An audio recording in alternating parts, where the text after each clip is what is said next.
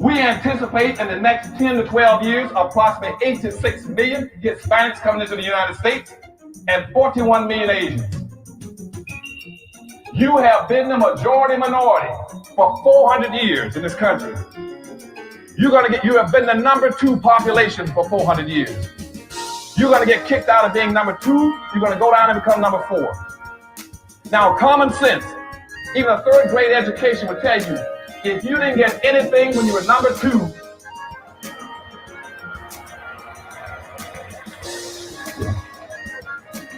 you all jumped ahead of me, but anyway, you can guess what you're going to get when you become number 4. President Biden, do you support reparations?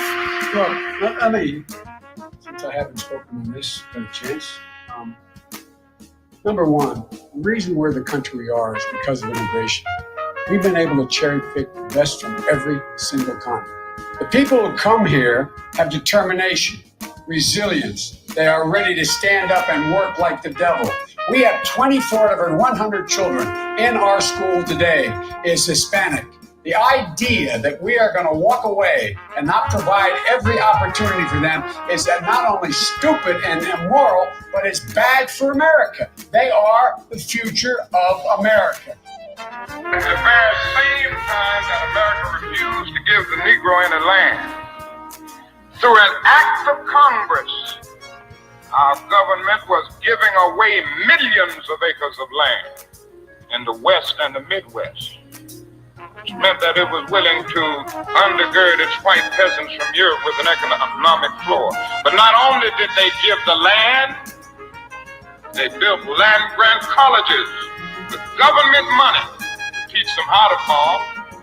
Now, this is what we are faced with, and this is the reality. Now, when we come to Washington in this campaign, we are coming to get our check.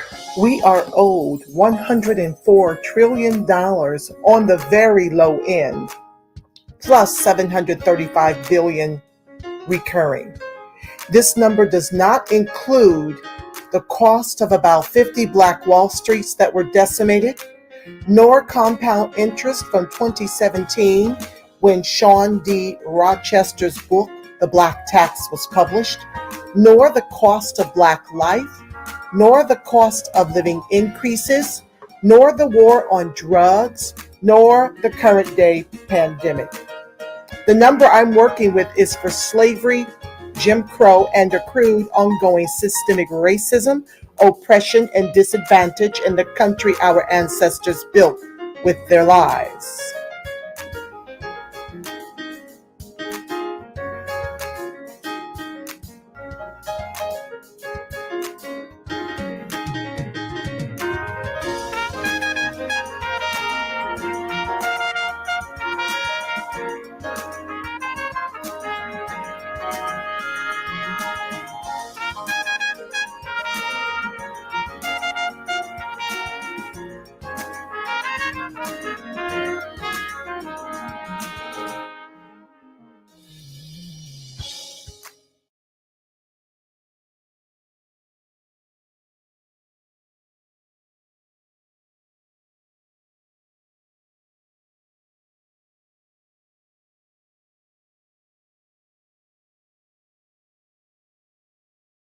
I'm just talking while on mute.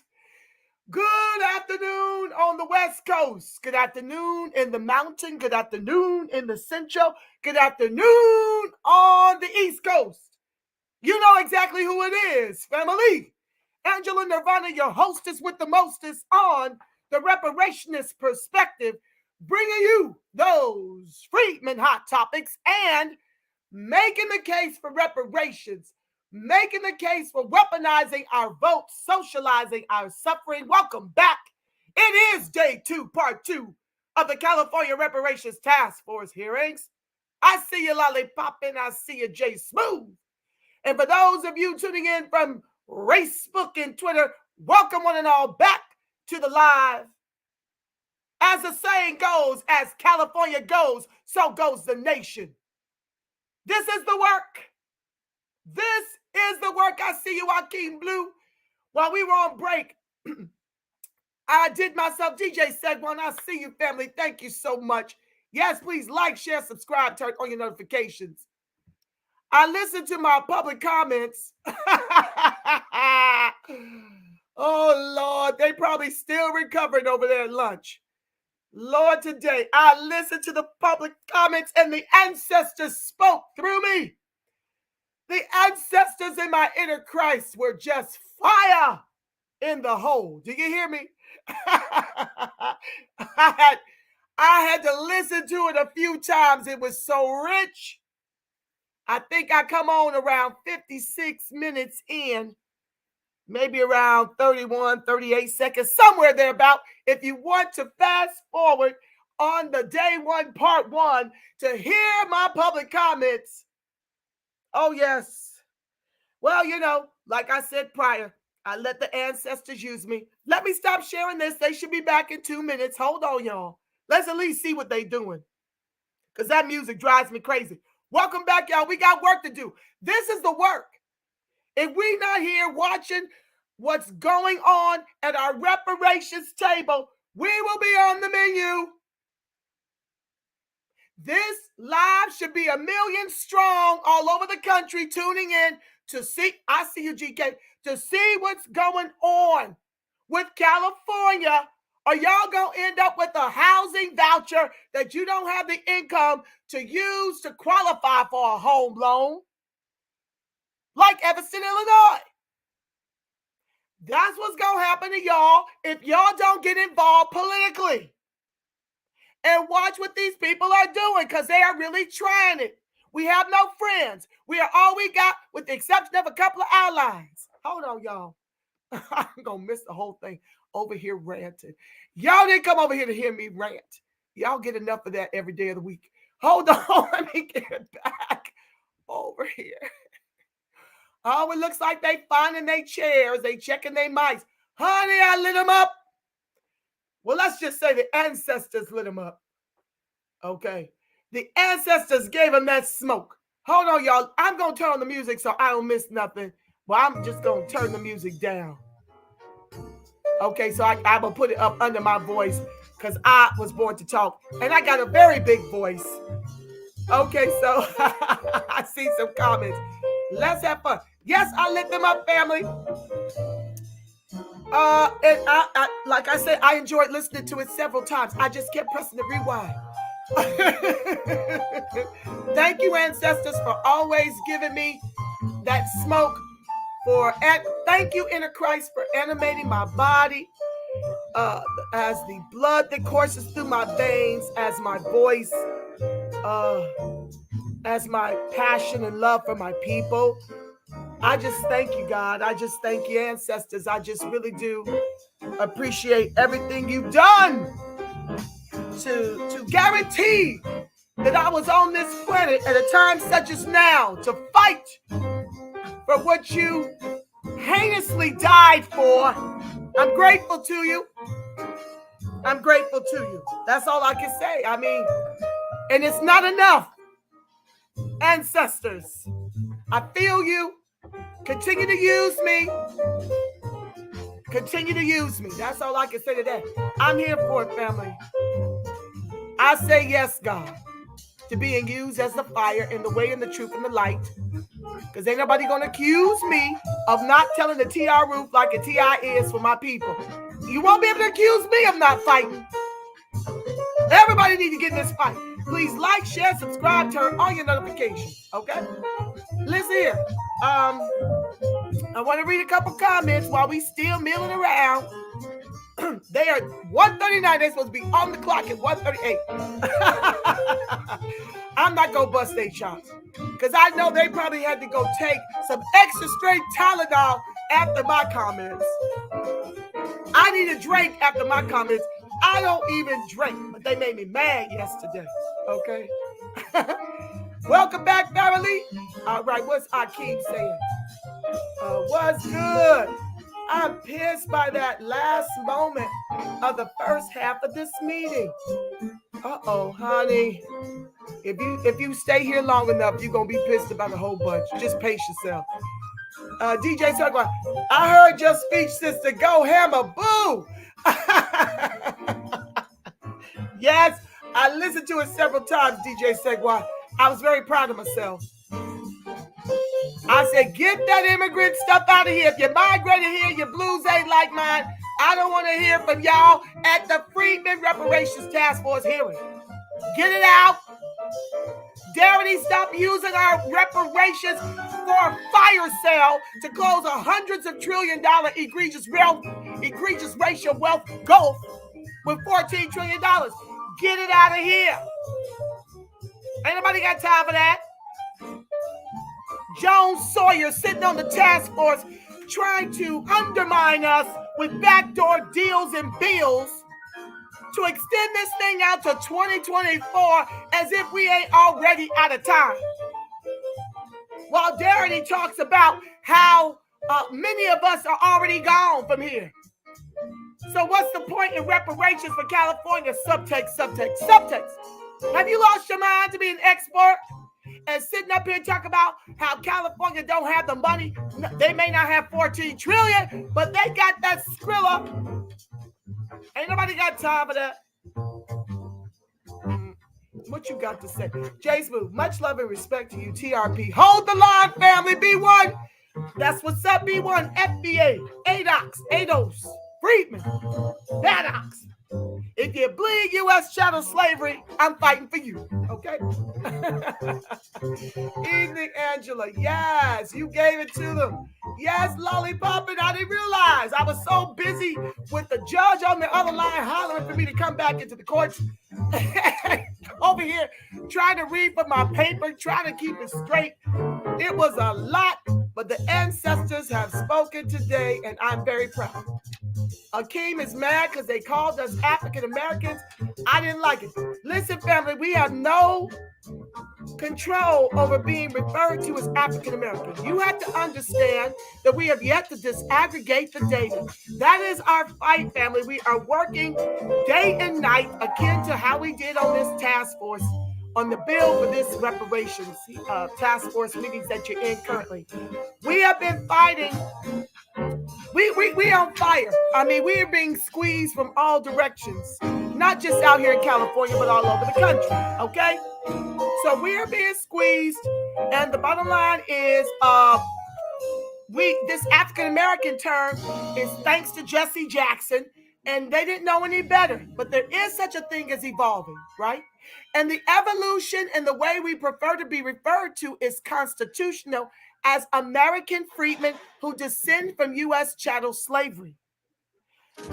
American freedmen means Black American descendants of U.S. chattel slavery. You see, Black is a color.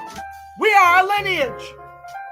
So when you're dealing with African American and the new framing of things, FBA, B1, ADOS, ADOX, BADOX, none of that stuff is in the Constitution. So we here in the contemporary grassroots movement, okay, we decided to fight to be renamed what we were named constitutionally as freedmen. We put American in front of it because the Native Indians were also referred to as freedmen. So in order to not confuse the two, we determined ourselves to be American freedmen, which means Black American descendants of U.S. chattel slavery. But we have yet to disaggregate the data. And don't many people know that that's what we're doing over here, okay? I mean, y'all in the grassroots kind of hear us referring to ourselves as freedmen, but you probably didn't even know why until today. So while the other monikers still bleed U.S. chattel slavery, none of those other monikers are written in the Constitution, but freedmen is, all right?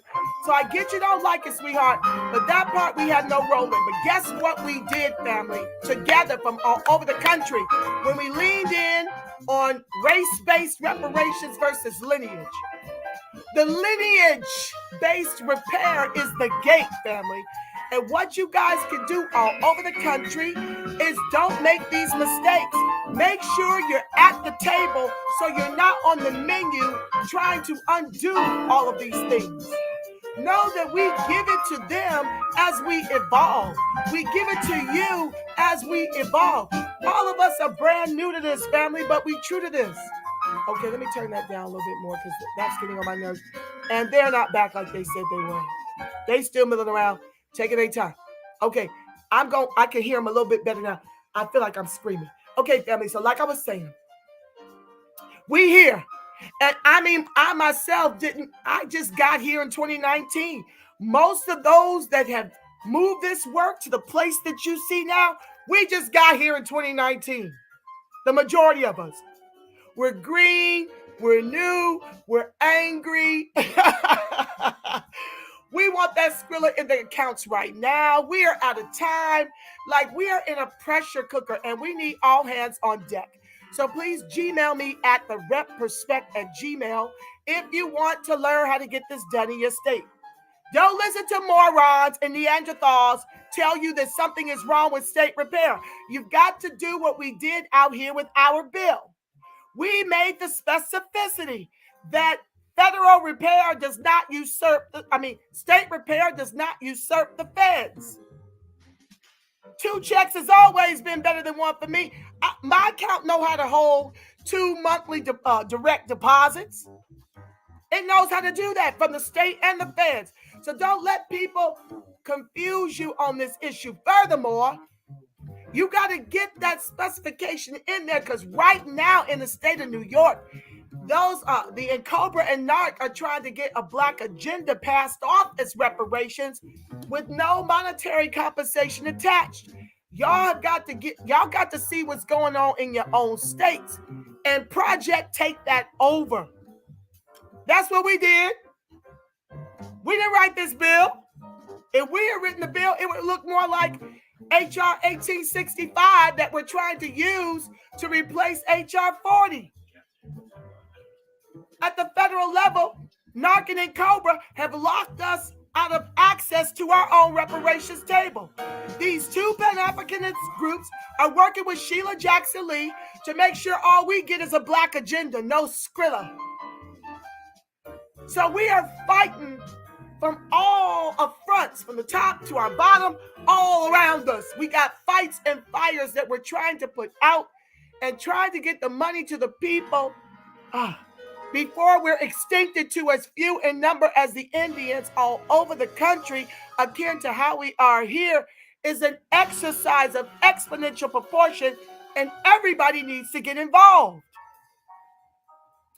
And so you may not have a choice about the language if you're not combing through your own legislation to see what weak-ass reparations bills are out here.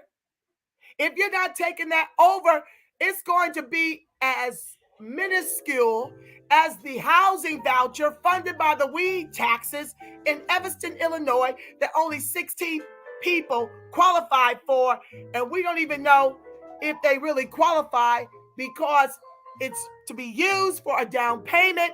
But if all you're making is $40,000 a year and the median home price is $400,000, you can't even use that voucher for a down payment. That's why I told them, run us that Skrilla and you can give us grants too.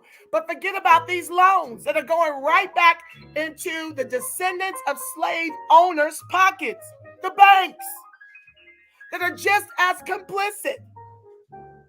Now the banks will be able to take your free deposit from your voucher and charge you whatever interest rate based on your low income, and they get to get paid yet again. No.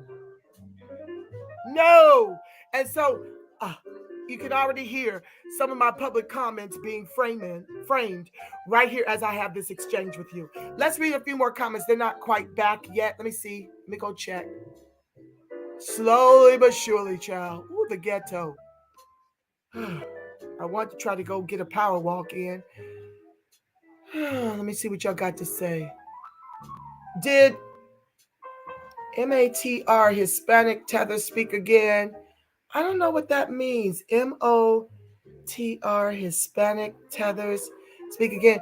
Yeah, that was upsetting yesterday when they were talking about the school to prison pipeline and to have Hispanics at the table talking about their plight, and then offering when Chair Moore asked about, and I don't know why you asking who's Hispanics, but you asking this Hispanic girl about how she envisions reparations for our youth who have been pummeled by the race soldiers and imprisoned by the race soldiers in our public schools. This girl is going to talk about reparations would be a space for them to talk about how they feel. Now she sounded about as dumb as Dr. Amos Brown, who just sat up here and said, we need land, learning, and love. Good grief. Oh, Lord, let me just settle down. Yesterday gave me a headache. I told y'all, all I could do was come up in here and finish off the collard greens. My daughter wanted the fried chicken and the mac and cheese to go with it. I said, girl, I ain't got nothing left. If you don't take these collard greens and this cornbread and call it a meal, I don't know what to tell you. Go and fix you a bowl of cereal. Mama needs to lay down. They wore me out so tough yesterday. Yes, they did. They wore your sister out. All I could do was take to my bed. It was horrible. But that's what I've been dealing with for the last almost a year now. We almost on a year of this. And honey, I've been lighting them up every task force meeting because they pissed me off every task force meeting. Oh God. I'm not African. No, baby, you're not African. You descend from Africa as a U.S. chattel slavery, but you are an American freedman, a Black American descendant of U.S. chattel slavery. That's a lineage, and we demand it be respected. Okay, let me go back. Oh, the music is still playing, y'all. Okay, I got you and Yaya did y'all thing. Who's Yaya? I got to find out who that is. Oh, Yaya, the ancestors. Honey, the ancestors just used me as a vessel, baby. I am American freedman. Yes, you are, my love. Yes. We appreciate you, Yaya. They both brought the house down. B1. Yes, the ancestors. I love y'all. Oh, thank you. It's my pleasure. I thank y'all for supporting my firebrand because I ain't for every damn body, okay? I'm not that respectability negress. If that's what you want, this ain't the channel for you. I'm a cursing Christian at times. I mean, I am, who God created me to be, okay? I am FBA. Yes, you are, my love. Yes, you are. You are foundational Black. All right now, Nisi, I see you, fam. Welcome to the live. J Smooth. We Crenshaw Mafia. African. Oh, Lord. You got too much going on, DJ Segwan. I'm not going to flash all that. Listen. I'm not anti-immigrant. I wish they would stop telling that lie. I am anti the weaponization of immigration against freedmen whose ancestors built the U.S. economy with their lives to make us the permanent bottom caste. That's what I'm anti. I see you, Chicago, with the building. They have money, says Ivy Dreams, for 200,000 freedmen ADOS in California. Come on now. No, we're 2 million in the state. We 2 million, sis. Yeah. And the Black immigrants is 600,000. But we got lineage-based repair. So they'll get the Black agenda, but they won't get the Skrilla. We need the names of the traitors that are on the task force. Well, I consider traitors the ones who were for race-based reparations. But Dr. Amos Brown, I'm giving him the side eye after he said we need 3 things for reparations today.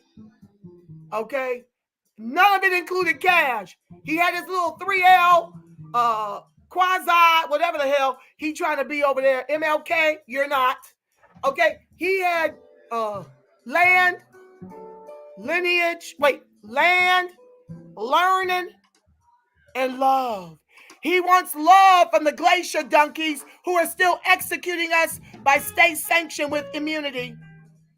That's what he wants. Love. He wants love from the whites and immigrants gentrifying us right on up out of our communities into extinction, into homelessness. He wants love as our reparations. Love and learning. So I might have to add him to the list. I'm giving him the side eye. So Lisa Holder, Dr. Grills, Don Tamaki, and Reginald Jones Sawyer are the 4 out of the 9 who were pro race-based reparations. That's a traitor to me. And Dr. Brown, I'm giving you the side eye. Okay, the music stopped. Let me go quiet. Let me come over. Oh, the music ain't stopped. The music paused. Child, they tired. I get it.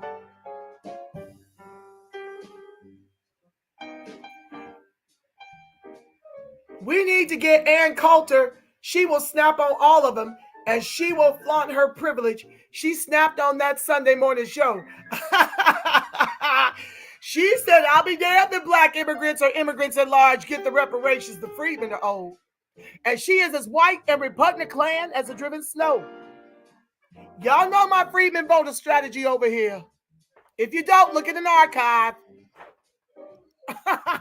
But it ain't to continue voting blue no matter damn who to freedmen peril. That's what it's not, okay? Turn that chitlin music off, sister. I can't, fam. I want to be able to hear him talking. Okay, yeah, it's playing lower. Okay, see, Akeem says jazz is so common. We make some good music, freedmen and women. Absolutely, family. I don't mind the music.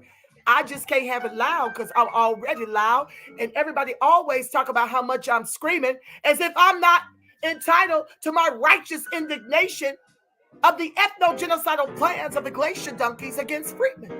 I'm just supposed to be cool as a cucumber. I'm not supposed to raise my voice. I'm not supposed to scream and shout. I'm not supposed to get excited. I'm not supposed to sound the alarm.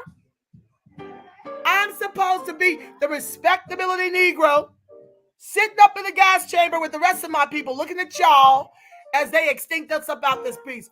That will never happen as long as I got voice, as long as I got breath. You are listening to Malcolm Misha up in this piece over here. Now, if you want Martin or you want something nicer, they're out there. This ain't the channel for you. If you want to call me names, you know, because you mad that I'm telling the TR roof like a TI is, unakin to the whitewashing of our history. If you can't handle my TR roof, if you can't handle my smoke, I can love you from another channel. You don't have to be here. Truly, because I am not changing. This is how God wired me. This is the voice he wants me to use. This is the voice the ancestors need me to use. And that's what I adhere to. My inner Christ and my ancestors. I consult with them and they tell me what to say. They gave me those words at 7 o'clock this morning. Now look at what they can do with an hour before showtime. I had to be in court within an hour. And I was scrambling to make the edits in the whole 9 yards. That's what the ancestors said after much pondering, after much fatigue from yesterday's hearings. So when you appeal to your inner Christ, when you appeal to your ancestors, you can get stuff done. You can get it done. We don't have to be on the bottom. We can keep using and leveraging our inner Christ to get up off the bottom, family. They denied all 36 black applicants here in New Jersey for weed licensing. Of course they did, family. Yes, they don't want us to come up off this bottom. None of them do. Because nobody wants to take this L because capitalism requires a bottom caste. They will imprison you, DJ Segwan, for selling weed, especially now that it's state sanctioned, whatever you call it. It's been approved by the state. Oh, yeah. They'll put you in jail, but they won't let you make yourself whole. Oh, no, you don't get to do that. That's their biggest fear, is that once we get this reparations, we will be bigger and stronger than we were when they burned down all of our Wall Streets all throughout the country. Please, California, don't make the same huge mistake that Evanston did. Nisi, sis, Nicey, I don't really know. I hope I'm not botching your name. We are here. I mean, that's all we can do. It really is in the hand of God and the ancestors. But we are fighting almost for a year now. Every task force meeting, I've streamed them live. You can check them out in the archives and hear me at the top of the hour, putting in work. Okay? All we can do is fight. Run in place like Nelson Mandela did for 30 years. That's why he was so healthy. I'm doing it now. Got the smoothie in the fridge afterwards. I love that, family, but guess what God has blessed me with? I'm just, a 5-minute ride to the beach, a 20-minute walk to the beach. That's my sanctuary. I love being out there doing my power walking up and down the hills. My knees have very little cartilage right now, so I don't like all that running in place. I don't like stationary equipment. I don't like gyms, to tell you the truth. I prefer to be outside on God's gym. It makes me happy. It's where I go. It's very meditative, and it's so gorgeous out there. Oh my goodness. So as soon as they get going, that's where I'm going to disappear to. I'm going to put my tennis on, and I'll be back before y'all end. But yes, family, exercise, hydration, clean up your diet, okay, and sleep. Those are the things that keep OVK at bay, okay. And you should infuse your water with lemons, limes, or both, and a splash of maple syrup to take out the tart if it's too tart. And I put chia seeds in mine, and I try to drink about a gallon of that a day. And it really keeps a lot of health issues away. Amos Brown was off on that. I need love from white people. Give my money. I don't need no love from nobody. I don't even need an apology. I don't know why they push for that. As a matter of fact, Barack Obama already apologized. He kept it a secret so he wouldn't have to pay that Skrilla. But if you look it up in 2008, I think, there's already an apology there. It's in one of my archives. Everson allowed those old-ass, weak-ass, boomer politicians in Cobra reps. Oh, yeah, they're the ones in charge. That's why we have gated up out here. We locked them out by getting in chummy with the state secretary, Dr. Shirley Weber. That was her bill. And CJEC and NASDLA, they bum rushed that table. Okay? They rushed that table to take it over. Hold on, y'all. This feels awfully long.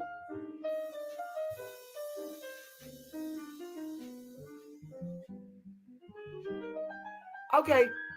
I just wanted to make sure I wasn't on pause. I'll just keep going till they stop the music. I guess they just taking their time. Oh, you definitely need to run.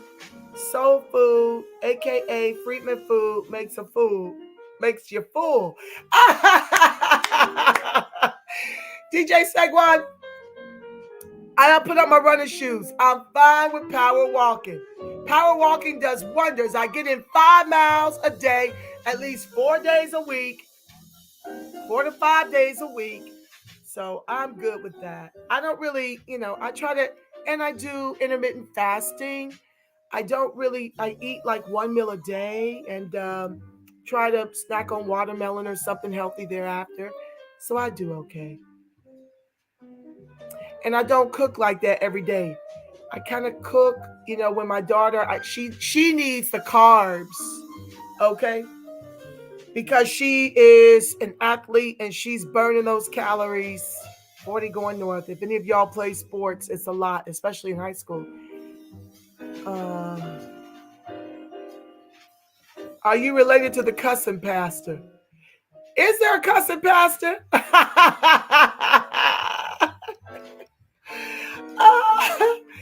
No, I am who I am. Yaya was a woman with a hat on that gave the speech on her ancestors being enslaved. Oh, that's the one y'all was giving big props to. Family, I was in and out multitasking. I was at trial.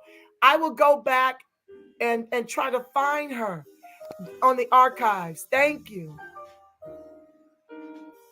Oh, Negro pastors need a nap. New York City in the building. Thank y'all. Hi, Shauna Kim. Spoke for a while with Yaya yesterday as she arrived towards the end. She came back today and spoke the truth. I got to find it. Shauna Kim, if you could tell me what her timestamp is, I'd really appreciate it. I don't know if she was before or I think she came after me. I don't recall. I was, like I said, in court. We are smaller numbers where I am from in Cali. Yes, Lucky, we are, but we've been legislated up out of here. They've been giving our reparations to flood the zone with illegal and legal immigration and lining their own pockets. Yeah. Oh, here we go, y'all. Microphone. They got a whole Hispanic woman in charge of housing. Auntie Max was out there telling homeless to go home. We'll be calling the meeting. That Hispanic woman won't unask the cash. I'll be back. And before we reconvene, I'll turn to Parliamentarian Johnson to establish a roll call vote for quorum. Thank you. I will call the roll to reestablish whether or not a quorum exists, beginning with Chair Moore. Present. Vice Chair Brown. Present. Member Bradford. Member Grills. Present. Member Holder. Here. Member Jones Sawyer. Member Lewis. Present. Member Tamaki. Here. Member Montgomery Stepp. Here. Member Bradford. Here. Madam Chair, there are 8 members present. We have a quorum. We must have 5 members. A quorum has been reestablished. Thank you. This AB 3121 Task Force meeting is now called back into order. We will turn to the next item on our agenda, which is item number 17, Community Engagement Plan Update and Discussion Regarding Agreement. Member Grills, you're recognized. You may begin when you're ready. We're having a little discussion off to the side. When we changed the time, it made it difficult for Professor Stoll to join for this conversation. He's actually at a conference in Boston and he's presenting. He's literally on the panel dais right now, but he's also Enter your be there. He was saying that the access code was not recognized. So as they'll try to work on it, I'll go ahead and get started. Interest of time.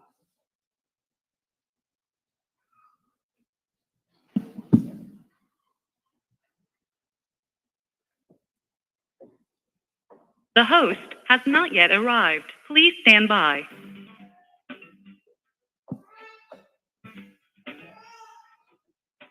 So Professor Stoll was going to do this presentation update on the activities in the Bunch Center with me. So hopefully he will be able to join in. So consider this as an update on the things that they have accomplished aligned with their actual contract.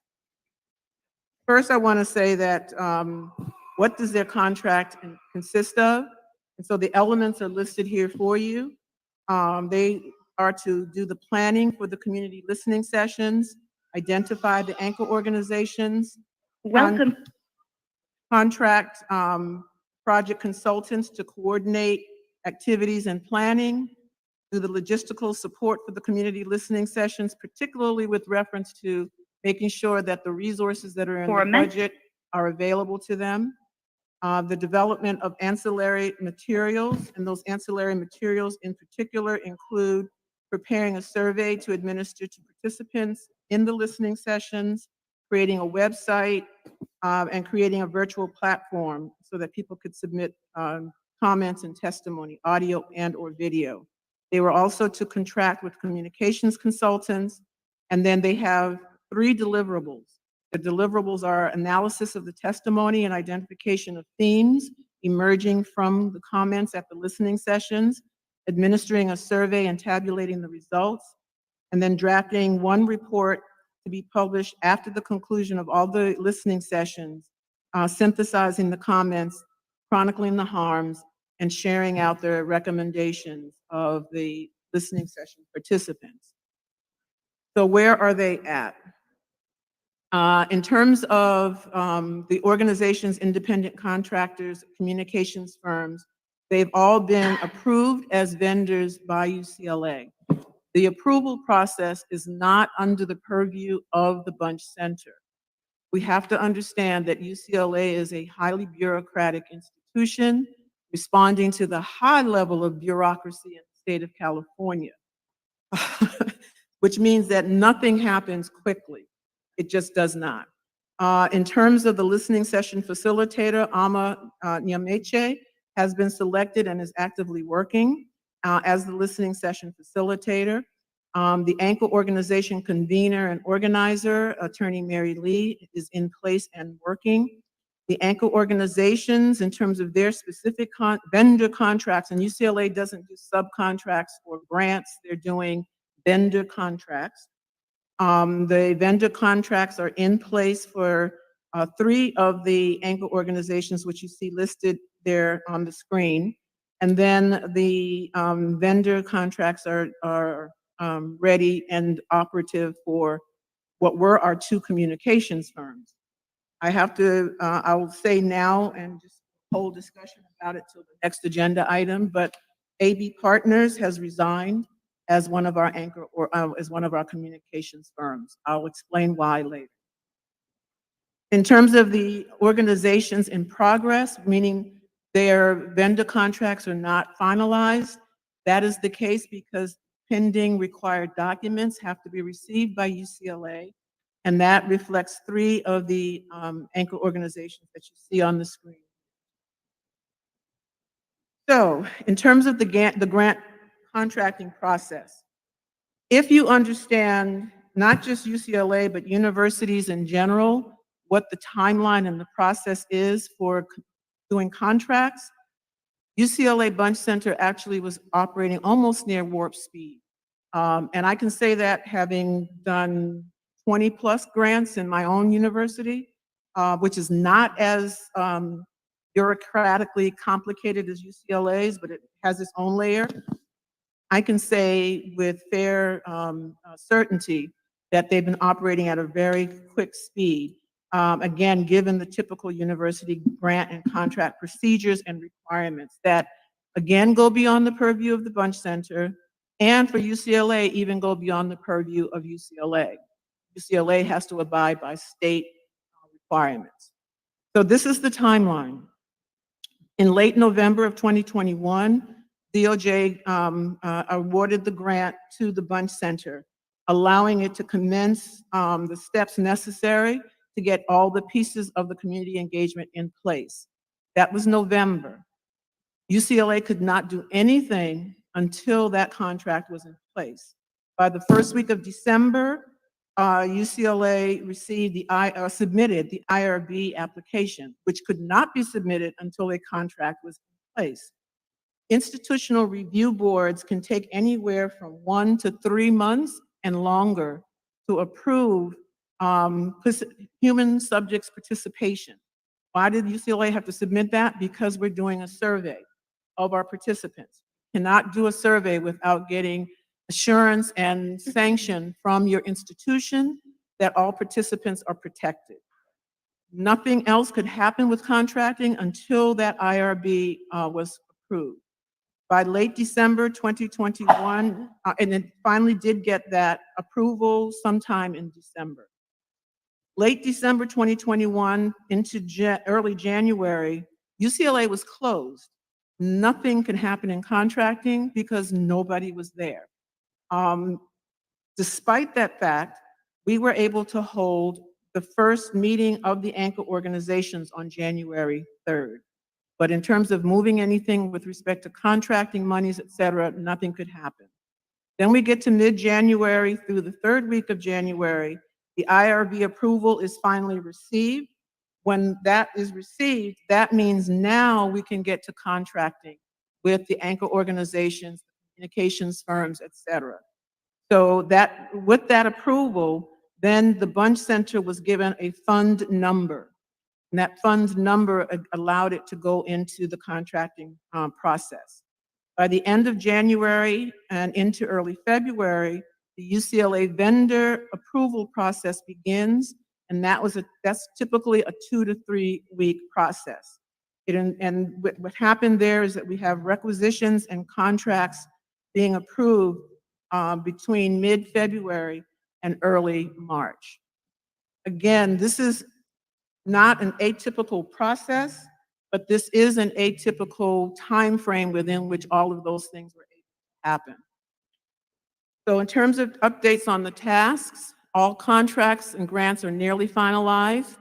There is now a shared Google Drive that's set up by the Bunch Center for the anchor organizations to share information with the listening session teams. This is just a screenshot of what that Google Drive consists of. And there are 29 plus people who have access to that. Those are the listening organizations, the anchor organizations, and the folks who are connected to communications, as well as the folks who are the conveners and facilitators. Another task was the anchor organization listening session report form. So after each listening session, the anchor organizations are requested to complete this listening session response form, which provides basic fundamental information to the Bunch Center that will be used for them to compile the final report. Task number 4 was developing a California statewide survey instrument. This goes above and beyond the contract. So UCLA is actually doing more, the Bunch Center, than what it was asked to do. The survey that is part of their contract is merely a survey of the participants who come to the listening sessions. UCLA went a step further and said, let's spread that out to the entire state and do a sample of Black residents and other residents in the state on several variables: basic demographics, political affiliation and leaning, measures that could be used for reparations, opinions on racial and economic inequality in the US, opinions on racial and economic inequality specific to California, and the question of who should be eligible for reparations. The survey instrument has been beta tested. It is basically about a 5-minute survey for a representative sample of Californians that will be administered late April after the vendor approval for the company that is helping the Bunch Center to get a representative sample of California. The survey will sample about 2,300 respondents with an oversampling of African Americans in the state. In addition, task number 6, the survey for community listening session participants is finalized. There's a QR code that people can use. There's a survey link that people can use. They can do it on their phone, their iPad, or their desktop or laptops. Task number 7, the website dashboard. It is near finalization. It has a beta site that's up and available for people to actually take a look at. I was going to show you it. It's on my laptop to show it to you. We're on a different computer at this point. So that is an overview of where we are at with the Bunch Center and its delivery. Can you go back to the website link, please?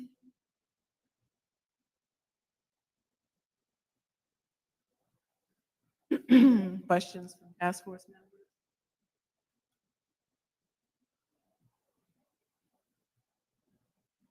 Yes, I have a question. So I'm looking at the contract right now, and I appreciate your presentation, Dr. Grills. I understand the internal affairs of bureaucracy, but my question is, the Bunch Center would be the most knowledgeable person of the internal affairs of bureaucracy at UCLA, right? So why isn't that reflected in the due dates of the deliverables? They set their own deadlines. It's actually an interesting answer, and I've encountered the same thing. So when universities are used to doing research in a pretty narrow way, where the researcher comes up with a research question, a clear research design and set of methods, and then it follows it to the letter of the law, and everything is pre-specified. When you're doing community-based participatory approaches, that completely discombobulates universities. And that is the case for my university, and they've gotten used to it because 99% of my work is community-based participatory. The Bunch Center has not necessarily done that kind of research. And so where UCLA contracting wanted certain things pre-specified, you can't do that if it's community-based and participatory. You can't specify in advance that the listening sessions are all going to be on these dates in these places with this number of people, et cetera, et cetera. It is to be open to the community to define those things. Well, that drives them crazy. So while they understood research from a kind of typical narrow academic researcher perspective, they entered into new territory called community-based participatory work, which doesn't align with what one would naturally come up with as a timeline based on prior experience. And that was the case for the contracting department. I cannot tell you how many times Professor Stoll called me to say, we're trying to get this through, help me help them understand it. You know, because I've had to navigate these waters with my own institution. Okay, great, thank you. Can I just add, so as a faculty member employee in the University of California system at Berkeley, these things are further complicated by the fact that a lot of these processes are actually handled centrally by the university system, not necessarily even by UCLA directly. So for example, when I have a payroll issue, it's actually an organization at UC Riverside that handles those things. And so the UC system also has a major staffing crisis. So the offices, what we call SPO, the contracting offices for research, are effectively understaffed. And so there's a significant backlog in just processing contracts and grants more generally. So I think there is something really to be said for just the complications of getting something like this processed. And then when you add in the actual intellectual limits of the, or not limits, requirements that are typical for IRB, then it is actually quite reasonable to think about the delay that we've seen with the Bunch Center. That's the UC system. Thank you. One other thing I will say, I sat, Chair Moore and I sat in on the most recent meeting of the anchor organizations on Monday. And so one important next step for me is connecting the anchor now that we have basic dates and areas of focus for the different listening sessions, is connecting them with the local governmental entities, city and county, that are interested in collaborating with the anchor organizations on listening sessions that align with their territory or area of focus. So that's going to be happening.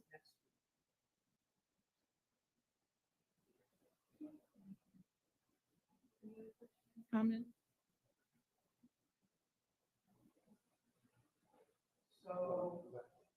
Yes, Vice Chair Brown, you're recognized.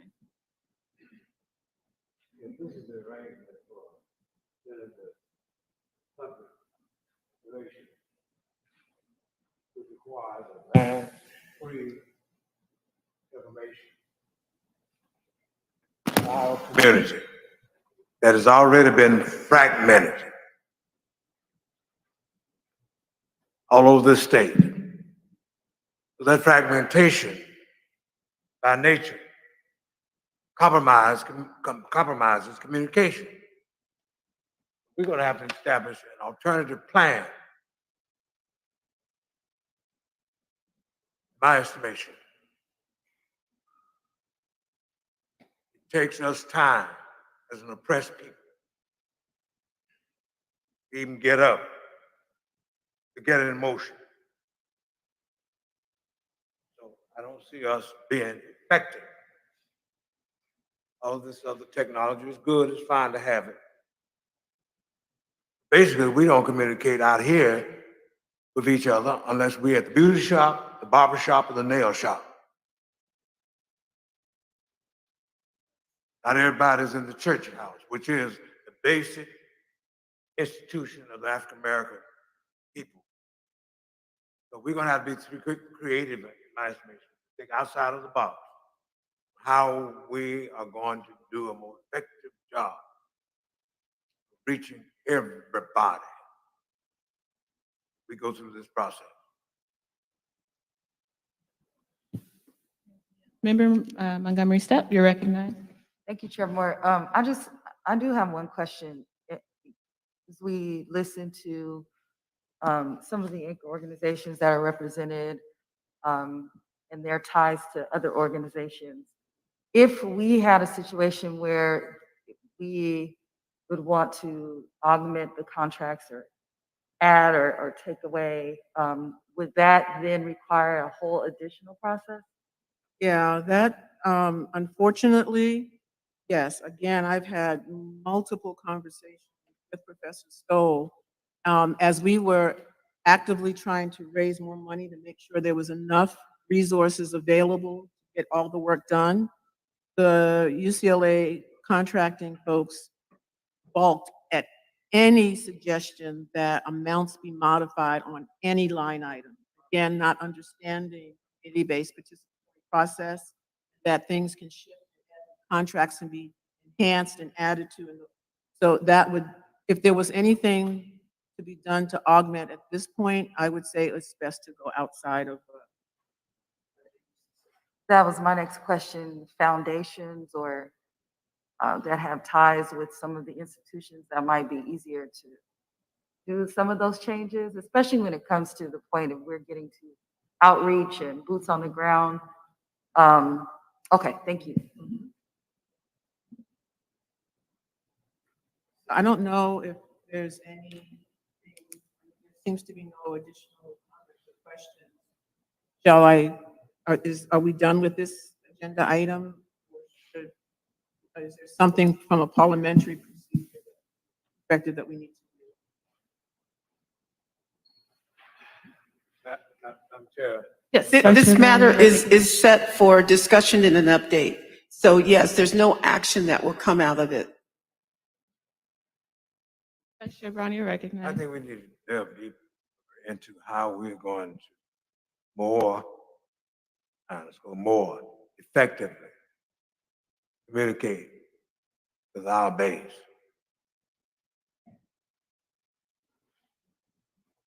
Given bureaucratic structure of government, university system, how we're going to do a better job. Question. I'm sorry.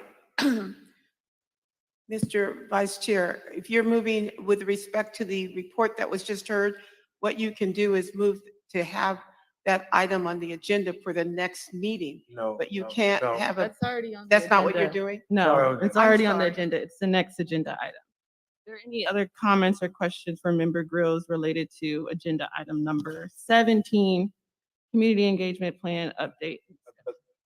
Yeah, this is supposed to be a community engagement plan. And a part of the community engagement is communication. And I don't see in this plan where we have in place communication for the meeting. That's going to represent community engagement. We can't have engagements, we don't know who the community is and how you effectively communicate with that community in their language, their style. That's what's missing. I believe, Vice Chair, that is the next agenda. So within the context of the Bunch Center contract is hiring the communications, identifying and hiring the communication firms. They completed that task. Next agenda item was to discuss where are we at with communication.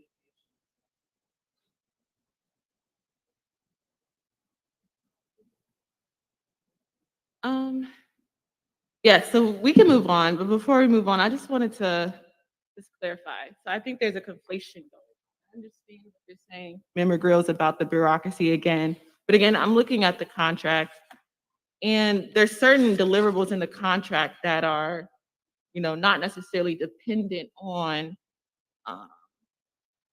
that bureaucracy, as you say, and you already named in the timeline when the contract was fully processed. I'm not talking about the vendor contracts with the communication firms. I'm talking about the contracts between the DOJ and the Bunch Center itself.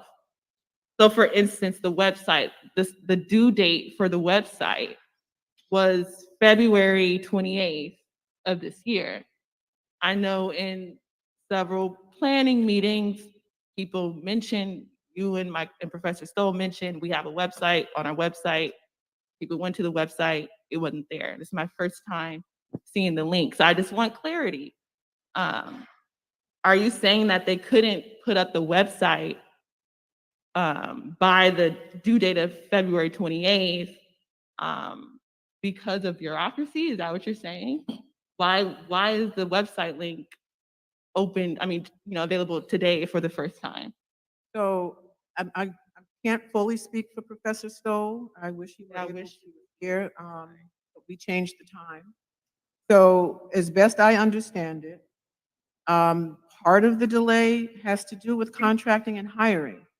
So the Bunch Center was operating essentially without the administrative infrastructure it needed to set some of these things up. Once those hires were made, they immediately started working, again, my understanding, on setting up the website. In the interim, they put a link on the regular Bunch website to allow any anchor organizations that were doing listening sessions and wanted to have a place for people to give additional personal testimony, a place to go. And that I shared that was up with the task force at our March meeting. We can move on. I just want to say for the record, I wish Professor Stoll was here, but again, I think there's some miscommunications with the anchor orgs. Some anchor orgs think that they're supposed to use their stipends to secure location costs, recording costs, technician costs. There's some miscommunication as to whether they can, buy the recording equipment outright or whether it has to be rented. The contract itself, states that it doesn't state that it has to be rented. So there's just a lot of unanswered questions that I have. And I'll just, meet with Professor Stoll if needed to get further clarity. Yeah, so let me just say one thing about those points. The anchor organizations, so again, everybody started and hit the ground running in warp speed, best as they could. In several different ways, it was communicated with the anchor organizations by myself, by Professor Stoll, by Attorney Lee, by Aman Yameche, to the best of their knowledge, what anchor organizations needed to do in order to access resources to support the logistics of implementing a listening session. So the contracts don't say we're going to buy you equipment, but the contracts do say support will be provided.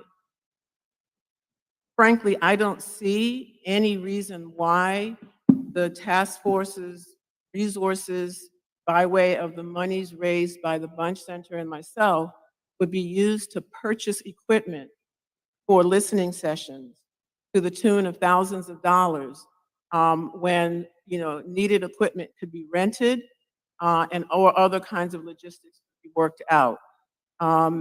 There's not an unlimited availability of resources. So if every anchor organization wanted to go out and buy thousands of dollars worth of equipment, that essentially would end up with a situation where one or two anchor organizations get resource support and the rest are left out in the cold. So how do we distribute a limited amount of money equitably across all of the anchor organizations?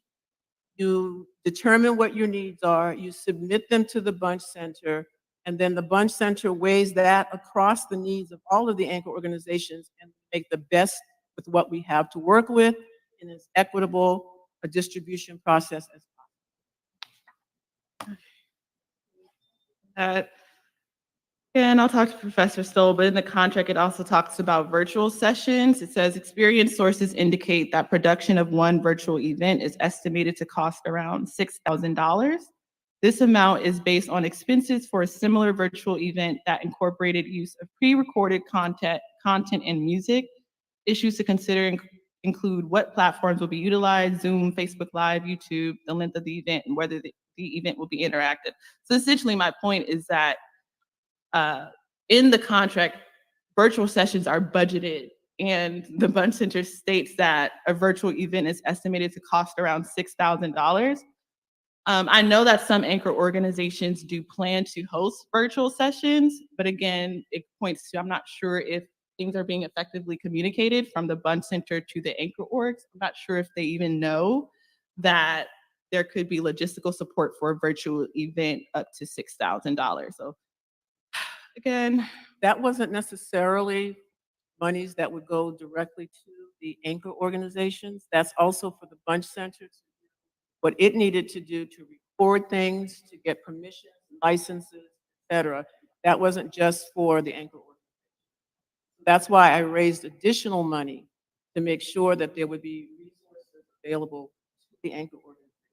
yes, but this is under the line item for listening sessions. Yeah. The anchor orgs are leading the listening sessions, and the Bunch Centers provide support for Right. the anchor org. And the Bunch Center also has to do its due diligence around providing coverage of those in terms of note takers, their own note takers, their own recording devices, their own permissions to use whatever internet platform is going to be necessary for them to make sure that the anchor organizations have the virtual access that they need. Thanks, that's my point, because I think at the last community's listening session, I mean, the last community meeting that I was at, I think it was COPE, Congregation for Prophetic Engagement, who had planned to do a virtual listening session over Zoom. And, you know, they didn't think that they would be offered any support other than it just being a Zoom call. So just like, So all they need to do is ask. okay. Madam Chair, I'm sorry It to needs to be interrupt. communicated. Professor Stoll is on the line. He said if you put him on speakerphone, he should be able to. We should Okay, be able to hear Professor him. Stoll. Yes, my concern, this is my overarching concern. It needs to be clearly communicated to all of the anchor organizations, the specific particularities around the support that the Bunch Center is supposed to provide to the anchor organizations as outlined in the contract. Professor Stoll.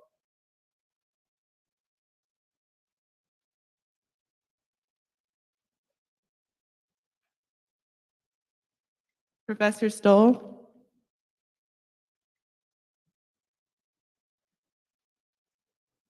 And again, I'm not saying this just out of reading the contract. Literally, anchor organizations have communicated to me their concerns. So I used to work for the Bunch Center. I went to UCLA. There's no hard feelings. It's business. Okay, any other questions, comments? Is there a way to put the phone on speaker? I think It's on speaker. Professor Stoll?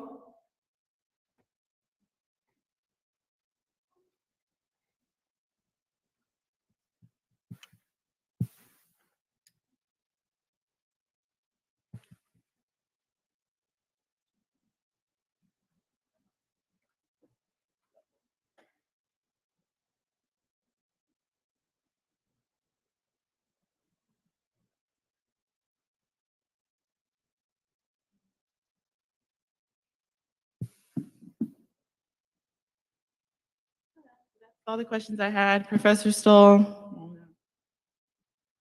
We can move to the next agenda item if there aren't any other questions related to the community engagement plan update and discussion regarding the agreement. Now we'll go to agenda item 18, potential action items, strategies for communications on press inquiries and how to educate the California public on report findings.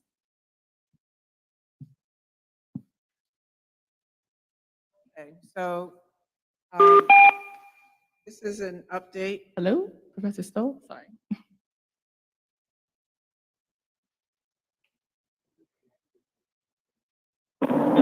I'm here. Can you hear me? Oh, yes, we hear you. So, Professor Stoll, I'm not sure. Hello? Yes, can you hear me? Hello? Hello? Yes, we hear you. Yes. Okay, yes, I'm not sure if you heard me, but essentially I'll be brief and state that anchor organizations have communicated to me some concerns around the lack of communication around the types and depth of support that the Bunch Center is supposed to provide to the anchor organizations as outlined in the contract. So I'm making that known to you, Professor Stoll. And I would hope that, yeah, go ahead. I'm terribly sorry. Every third or fourth word is cutting out on the audio. Can you hear me? When you speak, I can only pick up one every other third or fourth word. Yeah, I can hear you. Do you want to just speak? I'm not sure how much of the conversation you heard earlier, or do you have any thoughts or contributions that you wanted to share to the task force, to the public? I heard from about the point of the survey when I logged in first. The presentation by Dr. Grill is on the survey instrument and where we're at with survey development and administration. Okay, well, can you hear me? I can hear you a little better now. Okay, so I'll follow up with you soon, but I was essentially stating to Member Grills that anchor organizations have reached out to me talking about the lack of communication from the Bunch Center about the types of support and the depth of support that the Bunch Center is supposed to provide to the anchor organizations as outlined in the key deliverables in the contract between the Bunch Center and the DOJ that was approved in November of last year. Okay, I am unaware of those concerns. They have not been addressed directly to me. What we have done is set up a structure by which we meet regularly, and any concerns and needs are shared there. There are questions posed to me by anchor organizations about needs, and we are responsive to let them know that we will inquire. Some of them require additional administrative inquiry about how additional resources can be combined with their existing contracts. So some of that is logistical questions that we take a couple of days to answer, but once we answer them, we get back to it. We are very responsive to any concerns that are provided. We meet regularly, and we have developed a Google Share Drive to be able to share information and concerns. I've also made my number and my email available to anybody to answer any questions or concerns or support. A lot of the questions up front were around contracting, and I think for some of for Bunch, but also for the vendors, all of that's new. So there are requests out vendors that we did not get response from, because vendors are also learning how to implement and set up their requisitions and purchase orders as well. So some of this is learning by doing, and some of that is frustrating on both parts. But I think that we've been fairly responsive. Our role was to ensure that they're able to plan and execute their listening sessions to the best potential as possible. And I think that they've been doing that fairly well, given what we've received as requests. Okay, well, one of the anchor organizations has been in contact with you, or has been trying to reach out for a couple of weeks and has gotten no response. I'd be happy to know who that is and where that email is, and I'd be happy to investigate that and respond quickly. Because all of the emails are responded to as quickly as possible. Yes, the California Black Women's Health Project, which is CJEC's fiscal sponsor. My last two comments, and we can move on. In the contract, it states that the Bunch Center is supposed to meet with the anchor organizations approximately every 2 months to shape, as a deliberative body, the listening sessions. And we do that through our lead organizer, Mary Lee, who has been organizing the total team effort of stakeholders who are involved in the community listening effort. But anchor orgs have told me that you all have not been meeting every 2 months. In fact, I think in March or February, you all didn't meet at all. So moving forward, being solution oriented, will the Bunch Center be meeting with the anchor organizations every meet approximately? Yeah, will you all be meeting twice a month? Excuse me, I think you were Sure, completing. we can. The meetings that we've had have been extremely productive, and we've been able to address any and all concerns that are raised in those meetings. Yes. And in all of those meetings, we also make it known that we are available for support and to help answer any questions. When we start the meeting, we ask if there's any outstanding concerns too. We always give opportunity for anchor organizations to share where they're at or what they might need. And when we receive those, we respond in as timely as fashion as possible. And I think I'm sorry, Professor Stoll. I was just going to say, I think Chair Moore was But we'd be happy to meet. Even if it's a short meeting, if we need additional meetings, we will. We will meet. Yes, sorry, I misspoke. Go ahead, Member Girls. Yeah, I was just going to say, I think you're introducing two different things. There's some statement in the contract for the Bunch Center that they would meet twice a month with each anchor org in support of their preparation of listening sessions. And then there's something about the anchor orgs would meet as a group every 2 months. Yes. Now, and in fact, they've been meeting more than every 2 months. Yes, and in terms of the Bunch Center meeting with them twice a month, that has been happening through the auspices of Ama Nyameche, who is the listening session facilitator. And so she does one-on-one meetings with them, but when she's meeting with them, that's the Bunch Center. Right. So that has been happening. Okay, great. So my last question is about. I couldn't make out all of that, but I failed to mention the sub-meetings that take place too, that plan for the specific project facilitation and logistical support for the committee listening sessions too. Okay, great. Thank you so much, Member Grills, Professor Stoll. My last question is about if you are able to provide an update on the Tier 2 organizations. That depends I'm on. sorry, I was not. Was that a question that was addressed to me? If so, Yeah. I was not able to make that up. I couldn't understand.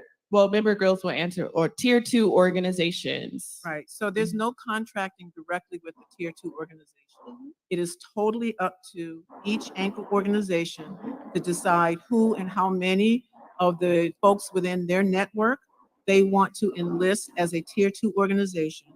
And then it is up to each anchor organization to determine what resources their network members need to support their outreach and implementation of a listening session.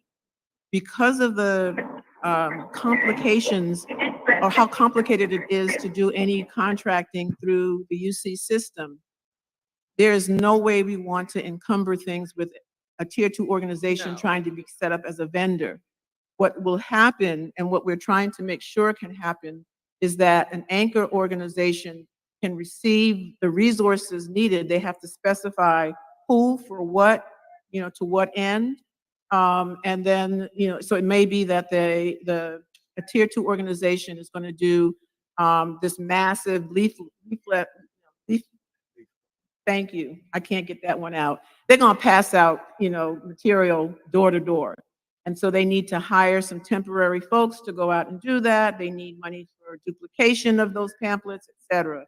Then they would submit that information to their anchor organization. The anchor organization says, Bunch Center, here's what we need for our Tier 2 to do their contribution to our effort. Then that would get handled that way. Okay, great. Thank you so much.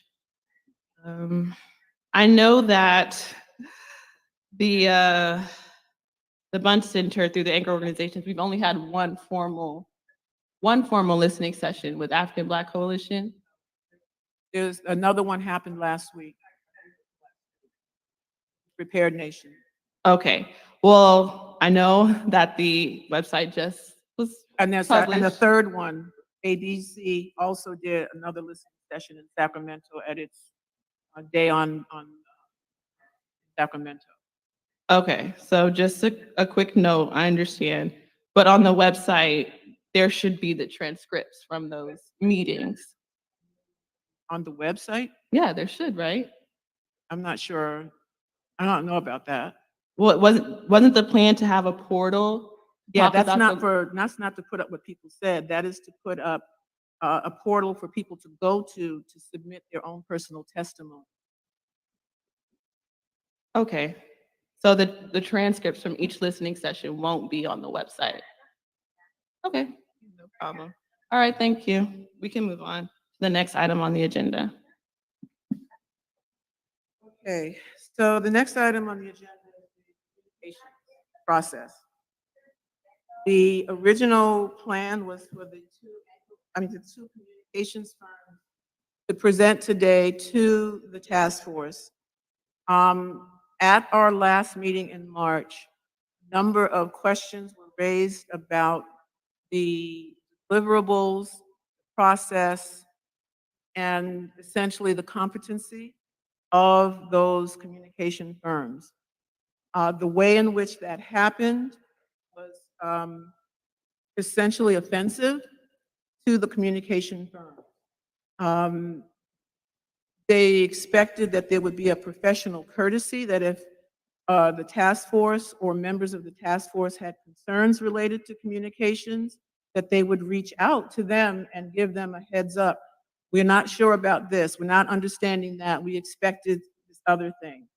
That did not happen. And so essentially, in a public venue without any preparation or notice, the communications firms were put on blast. That was, and it felt fairly toxic and unhealthy, the way in which it was done, and some of the things that were insinuated. That, along with, well, I'll just say that essentially one of the results from that is that the AB Partners has resigned as one of the communications. Young Communications is now wanting to hear from the task force on a number of issues that are essential to answer for whoever is going to be the communications firm for this task force. And again, given the tone and I'll just leave it, the tone of the discussion last month, they declined to be here today, but they did share some information and documents about things that they would like the task force to address with respect to communication. So I've prepared a summary in the next slides that you're going to see to essentially share some basic points and to let the task force know what it is that we need to deliberate about. I'll also say that I keep hearing in public comment this idea that $1 million has been given to the communications firms. Facts matter and the truth matters. So that being said, the communications firms do not have $1 million to work with. I don't know where people got that idea, but they do not have $1 million. Secondly, neither of the communications firms have been paid a dime up to this point. And so with that, let me move on to sharing with you updates. Starting with Young Communications UCLA vendor contract. The first task for them was planning, and the following are the activities that they were to undertake. Ensure clarity about the goals, objectives, audiences, desired outcomes, and measurements of success for the communications effort, and to develop a preliminary creative brief, meet with the community engagement team to gain agreement and clarity. Task number 2 was message architecture framework. And that was to essentially identify the key audiences, the type of messages, including informational messages about the task force's current activities, et cetera, and messages for potential listening session participants, as well as announcement about Anchor.org background and their community engagement process, and any issues management that would be needed to support that process. Task 3 is the community engagement support. That involves developing appropriate community engagement messages. The intention is for transparency and a continuous cycle or circle of communication. Task 4 is to implement integrated communications program. That involves implementing a comprehensive and strategic communications program, following the roadmap established in the creative brief that was to be designed, and then that would lead to securing radio sponsorships, and negotiating and buying, placing ads, implementing a vigorous digital and social media process, and launching strong earned media and media relations efforts. That included garnering coverage in the Black press. So now remember the contracting and the fact that they have not yet actually been able to receive any resources to do their work. The two communications firms were in the active process of finalizing how they were going to triage those tasks, because the contract for the AD partners was the same as the contract for the young communications firm.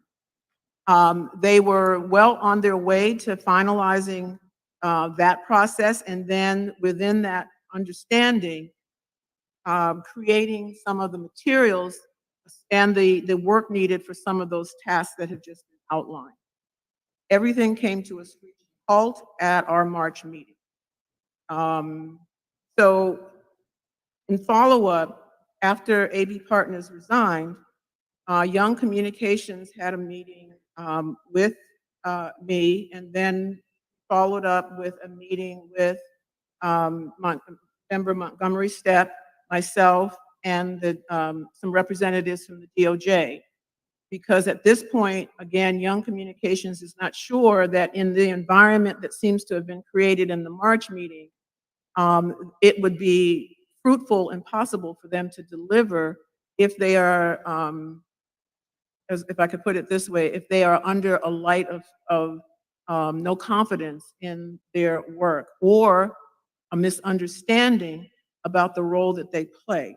And the role that they are playing is a strategic communications firm, not a publicist, in the sense that you would see in entertainment processes, not a handler of any members of the task force, but strategic communications. With that said, in our conversation, Young Communications shared with myself and Member Montgomery Stepp some of their concerns. And the concerns have to do with something very, very similar to what we went through with our economics experts. We needed to give them guidance so that they would have clear parameters within which to do their work. That needed to happen, and that step has not happened with our task force. So with that, I want to point out the following. Young Communications said, we as a task force need to clarify for them, or for any communications firm, who is the client? Is it DOJ? Is it the task force as a whole? Or is it designated members of the task force? That is incredibly important in order for them to then carry out the areas of work under those 4 tasks that I outlined. Who gives the direction and manages the communications firm? The DOJ, task force as a whole, or designated members of the task force? Are the requests for communication support consultation representative of the entire task force? How should requests for communication support consultation be handled? By a representative of the entire task force or individual members? What is the process for determining priority for these communications requests? And what and who determines the measurement of success for the scope of work? So these are the driving questions that we as the task force must answer and agree upon. And the answers to these questions would help Young Communications Group determine if they are still positioned to prepare, plan, and implement, per the task force request, the scope of work and the communications campaign that was to originally have been optimized by both communication firms. The other thing that, again, because of our process, and as a result of a lack of structure, focus, and sound processes established by us as a task force, You know, we may have, unfortunately, how am I going to put this? Put a negative spin, cast in a negative light, the reputation of communications firms who have spent years diligently working to build credible reputations. And so another important thing that we as a task force need to consider is whether or not there is a need to publicly state that we as a task force did not intend to cast aspersions on the reputations of those communications firms, and that we as a task force need to do our due diligence in providing some direction so that everyone is able to complete work at hand. So here are some considerations from Young Communications. The best way to handle incoming media queries given California Reparations Task Force's current structure, staff, and consultant support and constraints, like in the form of Bagley-Keene, would require that the person or entity have the authority, a person or entity have the authority to craft statements, access opportunities, and respond quickly to inquiries.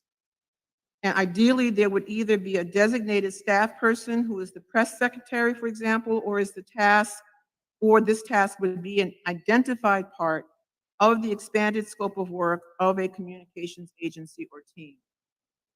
We would need to, with respect to communications, determine the task force representatives best prepared to respond to things like the process for determining the best representative for handling inquiries.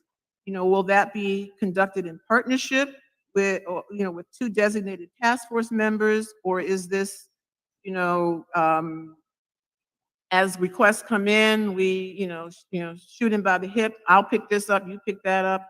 How are we centralizing this? Does this need to be the task force chair and another member, given the decision-making process?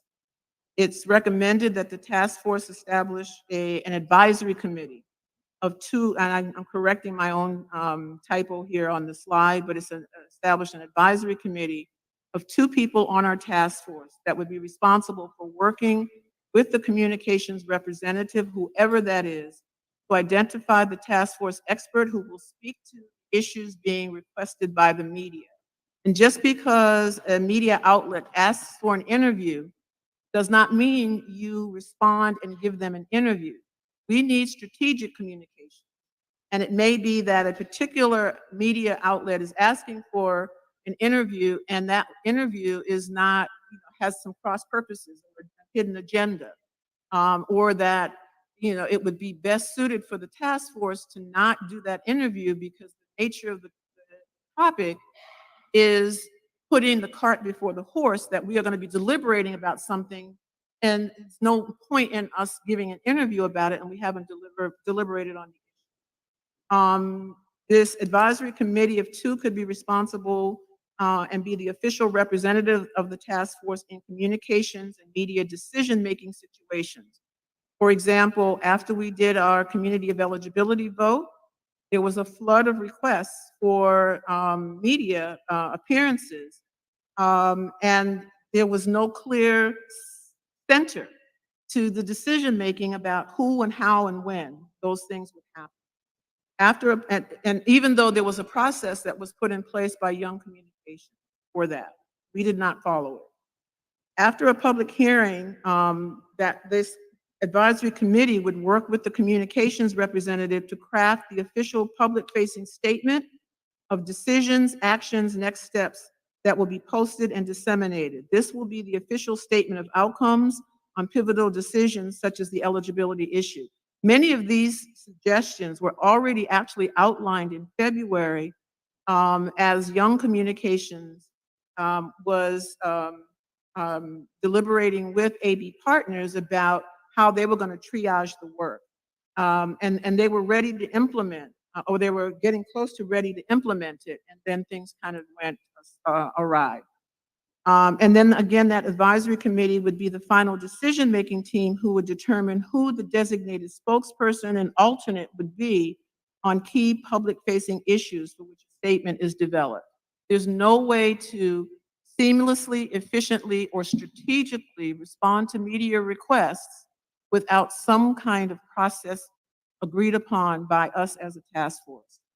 Another recommendation was that we conduct spokesperson, that the communications firm would conduct spokesperson training for the key members of the task force. I have been on other bodies and entities where it was required before we could be spokespersons on behalf of things. We went through a training to understand how to be on message, how to respond to questions, and to be educated about what do you need to know about this particular media outlet before you speak with them. And that would involve inviting task force members to participate, determining who they would encourage to attend. And then finally, develop a basic backgrounder on the task force and where it is, what they're doing now. That's something that the communications firm would like to see. That involves audiences, task force members, legislators, media, and the use of the website. This has been completed, but it needs to be updated. If approved, the task force, we would conduct the first of a series of quarterly media briefings with our communications firm that would be held virtually and led by 2 members of the task force. Prior to the media briefing, Young Communications would develop the program, topics, speaking points, as well as conduct the media outreach. Again, they had already thought through a lot of this and it was primed to get implemented, but they hadn't gotten their contracts back. They hadn't gotten any resources to get started. And then, we had our deliberation in March that effectively gave a vote of no confidence, not by the entire task force, but by some. The first media briefing will be set up for officially releasing the report, and would focus on the report on progress to date, next steps, et cetera, et cetera. The briefing would also include a Q&A with attending journalists. Again, Young Communication knows how to do this. They have a strong reputation in California for how to do this. They have relationships with media outlets. They have relationships with the Black press in California. So in terms of the task force tasked with respect to communications, should we appoint one task force member as the official spokesperson? That needs to be discussed with DOJ in terms of viability, and this may or may not be the best juncture. You may find that having an advisory committee of 2 may be the best way to go. This also involves assigning media relations facilitation as a distinct task deliverable to communications consultants for the next 90 days, contingent upon implementing some of the highlighted recommendations. So in conclusion, this isn't an interim process because foundational decisions need to be made to establish a long-term sustainable process with Young Communications or whomever else. For example, who is the spokesperson, or how are we deciding that? How are decisions made, and who determines which decisions require a crafted message? Who crafts that message? Who approves task force external?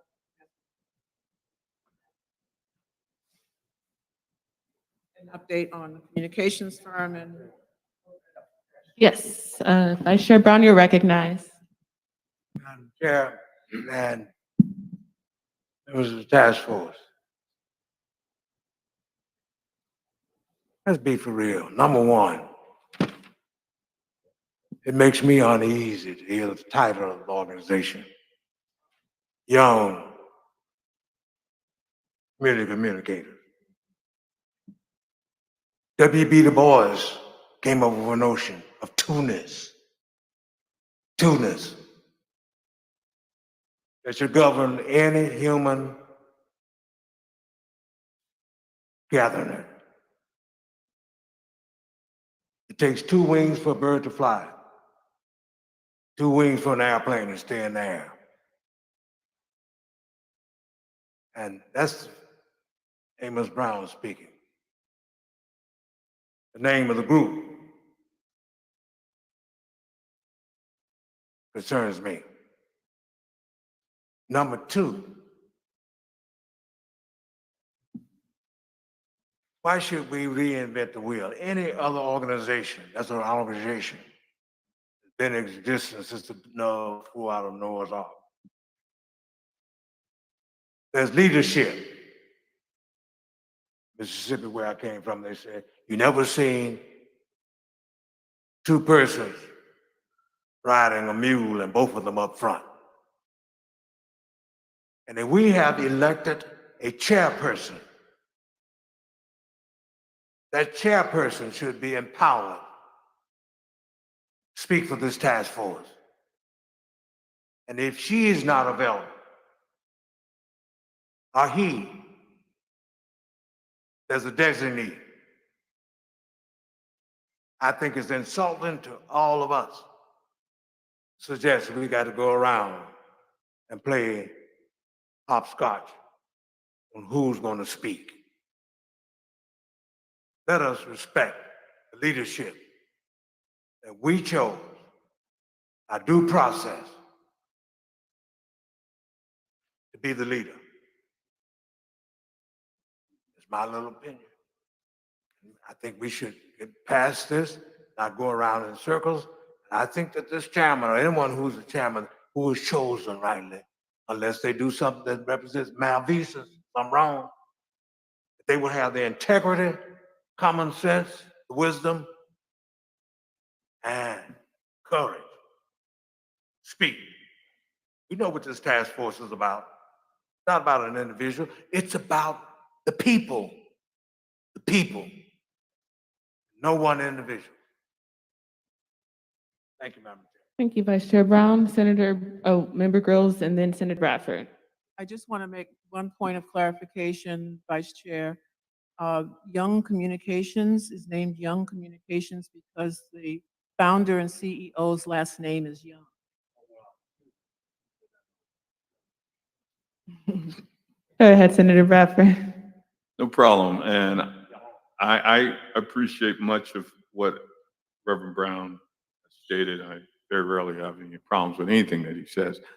And this was an excellent presentation as to what is needed to go forward. But I think my concern that was expressed at the last meeting was the rudimentary basic communications of letting the community know about these hearings and about the process that has gone down, not the granular as to once we set an agenda, once we have the report out, who's responsible for communicating, because I believe it does fall upon the chair to be the spokesperson and any designee. And I think everybody on this task force, basically, once we know what the goals and objectives are with this task force.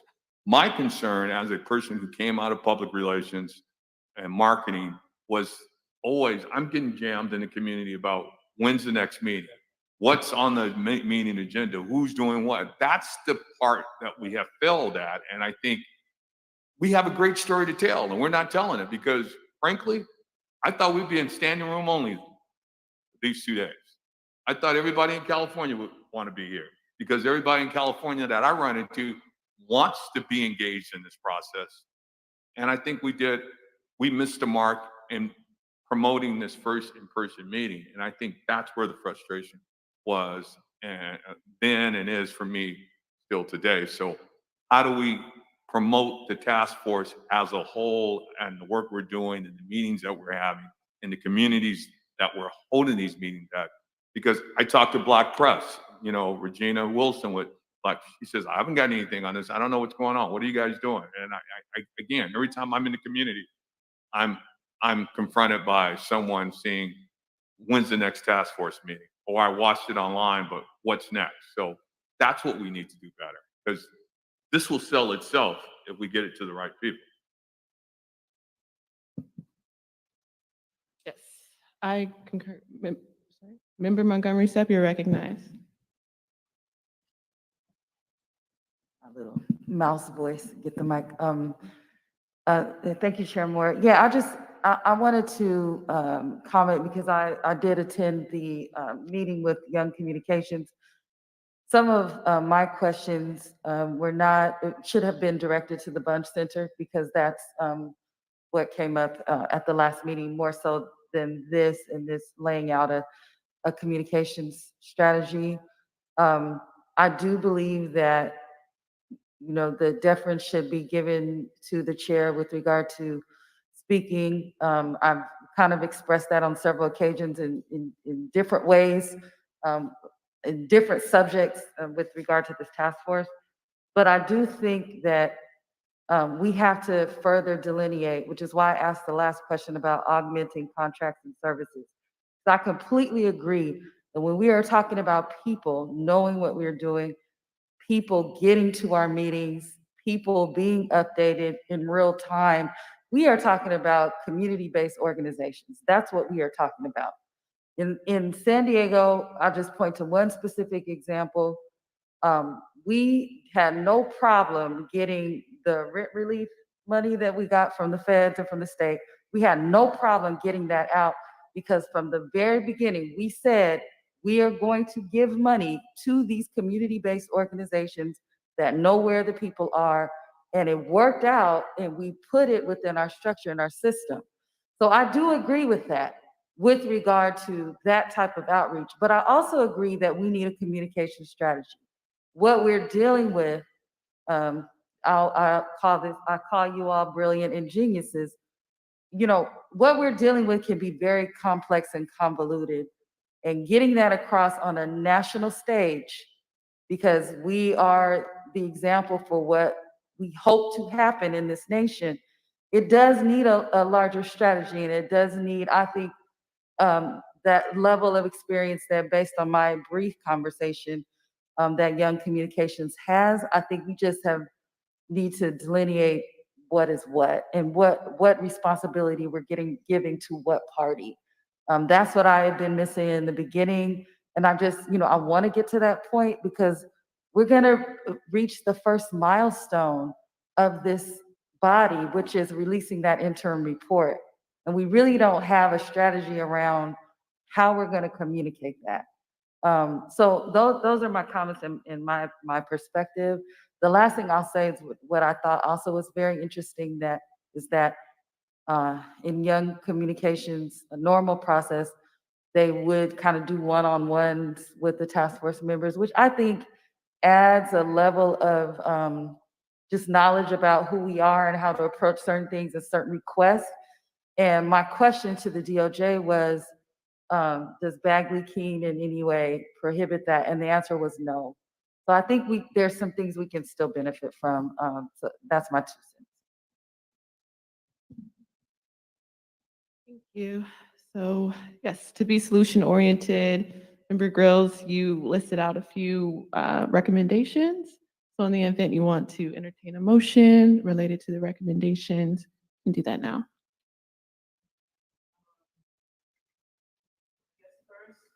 As a task force, I would recommend that we form an advisory committee that works directly with the communications firm around messaging, outreach, triaging, requests for media appearances, commentary.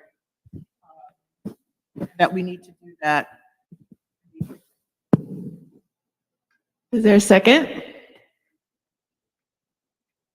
Second.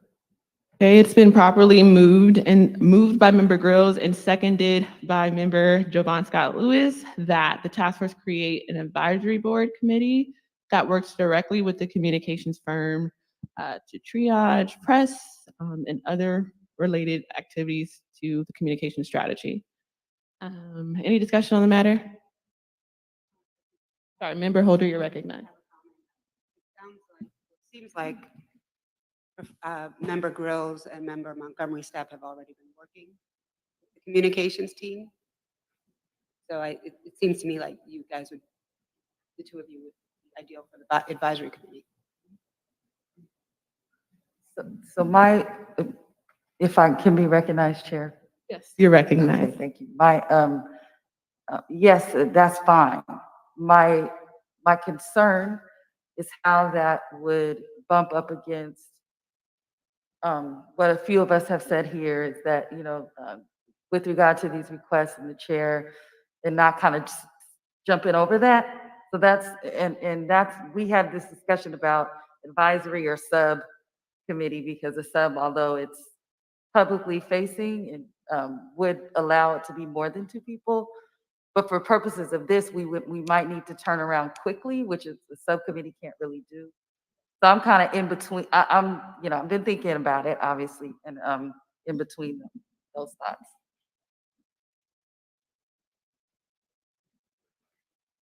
Yes, Member Gross. Yeah, I just want to agree with Member Montgomery's step that, subcommittee would be great, but it would bring a whole other set of challenges that would slow us down. And so an advisory committee would be our next best option. And then I think in a separate motion, we can specify so that we're all in agreement and we're all following it. Who are the who's designated spokesperson, which typically is the chair. And then who would be the designee aside from that. But it may be that we give our communications firm the authority to discern certain members have, capacity and skill sets that would speak well to a particular media request. And so we don't want to unduly hinder our ability to be as effective in our communications because we narrowly decided who gets to speak with the task force. Madam Chair, Yes, Vice Chair Brown, you're recognized. I'm members of the task force. I ask you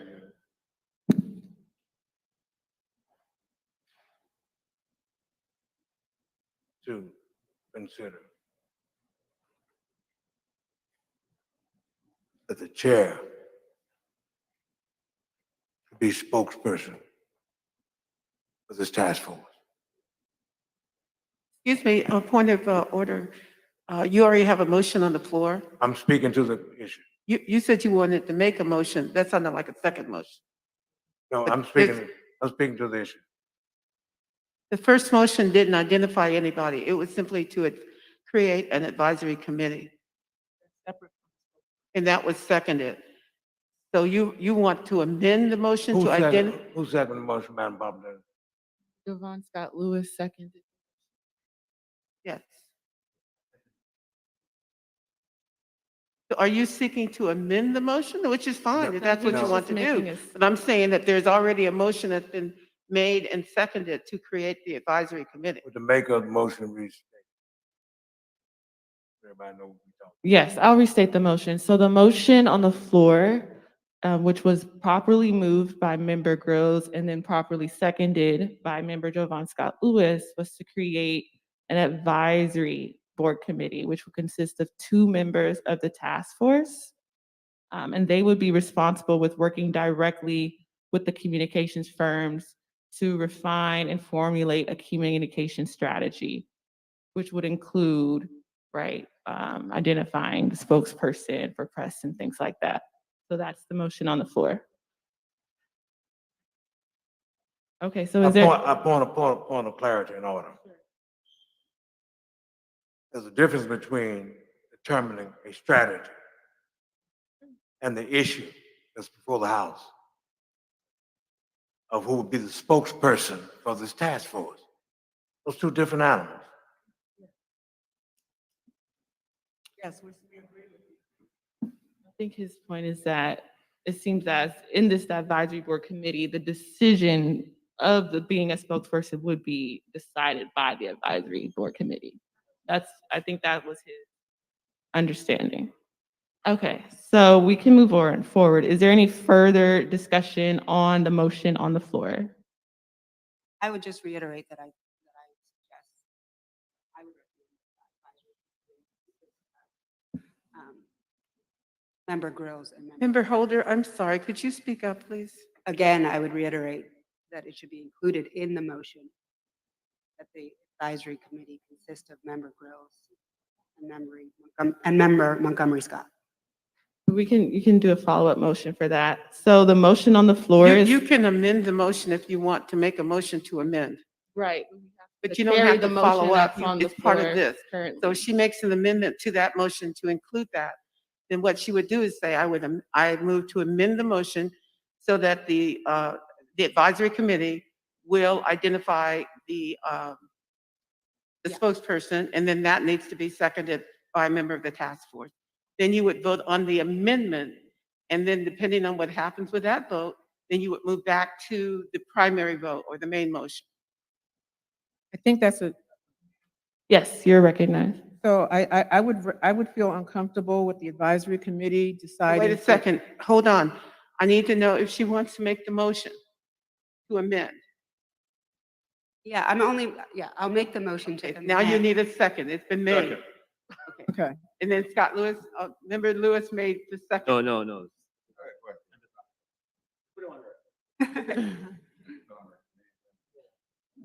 So you're specifying now it's going to be that advisory committee. Yeah, I'm making a motion to amend, to specify that the advisory committee consists of. I point of order. These are two different animals. Please. I understand that, But wait a minute. You're confusing the issue.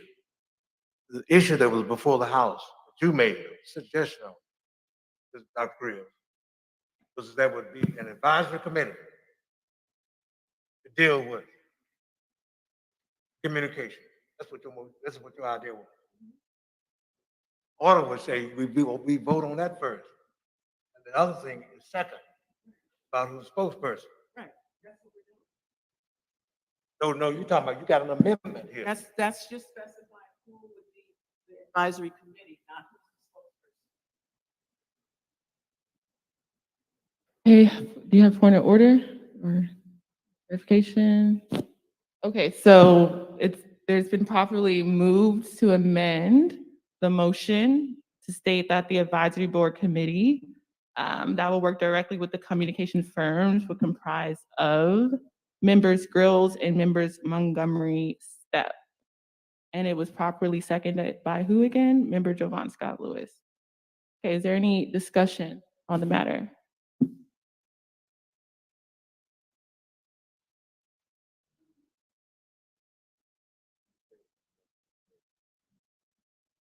Member Grills and member Montgomery Step.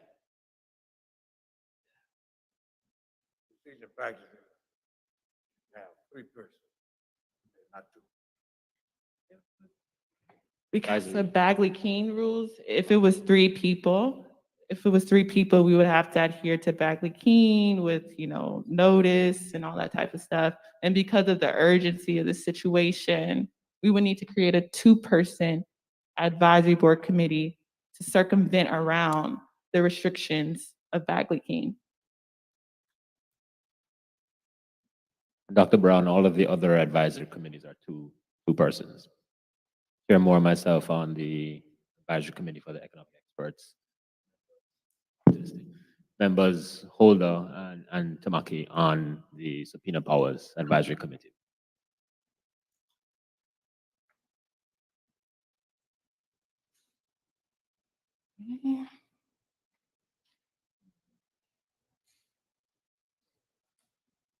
I'm just gonna say, I think that I should be on the committee for multiple reasons. But for one, the meeting that the communication firms held a month ago or so just really left not only a bad taste in my mouth, but in the community's mouth. And I think the response that I had at the March meeting was a response to the multitude of emails that the task force received immediately after Young Communications and AB Partners advertised an emergency meeting that was scheduled to be an hour long. They sent it to an unknown list of organizations. Still to this date, don't know who exactly they sent that invite to. They did not invite the anchor organizations. The information for the meeting was leaked. I don't know how, but it was leaked. And so then the anchor orgs were able to attend and other people in the community were able to attend. The email was advertised as a 1-hour emergency advisory meeting on behalf of the task force to talk about the upcoming eligibility vote. when, I attended the meeting and I told the DOJ to send out the information to the task force, because at that time I didn't know if any of the task force members knew about this meeting, even though it was advertised as a meeting that was on behalf of us. And at the meeting, it lasted 15 minutes, so it was not an hour. And the communications firms gave out bad information. Come I through, saw it Chair with my own Moore. eyes. Someone asked for the website for the task force, and Gwendolyn Young of Young Communications gave out an email instead of a website, and it was the incorrect email, right? So, they did this meeting on their own volition, right? So in terms of reputation, that's them. That's not on us, right? That's them. So, my underlying concern is, I am, and I don't doubt anyone on this task force in terms of our own personal investment to this effort, but, given that I did announce very strongly my concerns about the community engagement, I believe I need to be on this task force. Also, just for the record, I emailed Young Communications and AB Partners directly because the DOJ said that I could do that. And when I did, I asked, do you have any updates around whether you're going to do some promotional graphics for the upcoming hearing? I didn't get a response at all. And then a separate email, I asked, and I would love to meet with you all, to hear your ideas.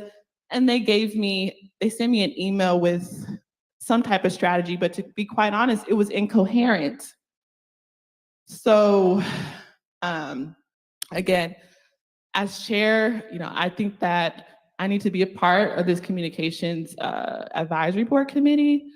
For one, like I said, I'm personally invested in this. I've made my concerns known already about the communications firms. And yeah, I have a particular vision that I would like to work with another advisory board committee to ensure that we, recruit a competent and community-centered communications firm that, doesn't, so I'll leave it there.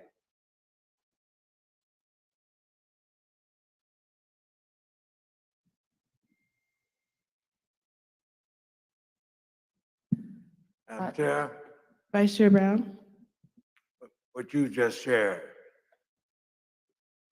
it lays a burden on us. Just be fair and transparent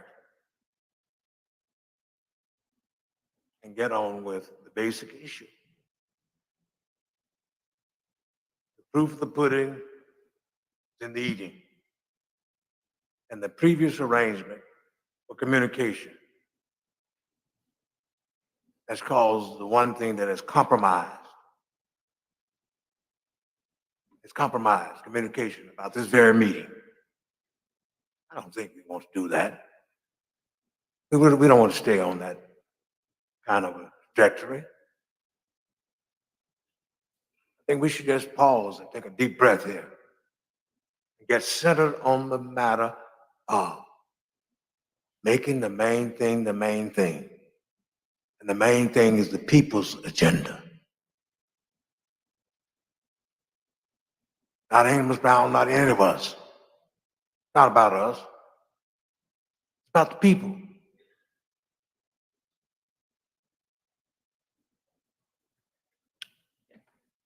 Madam Chair, I'm very much fine with withdrawing my name. I already expressed my concerns about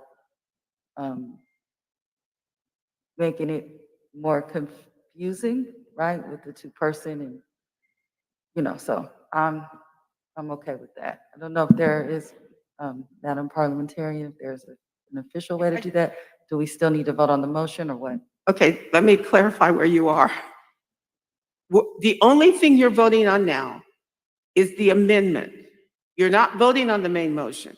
The only thing you're voting on is an amendment, and that amendment is to identify that based on the main motion, that the advisory committee will have the authority to pick the chair, the spokesperson.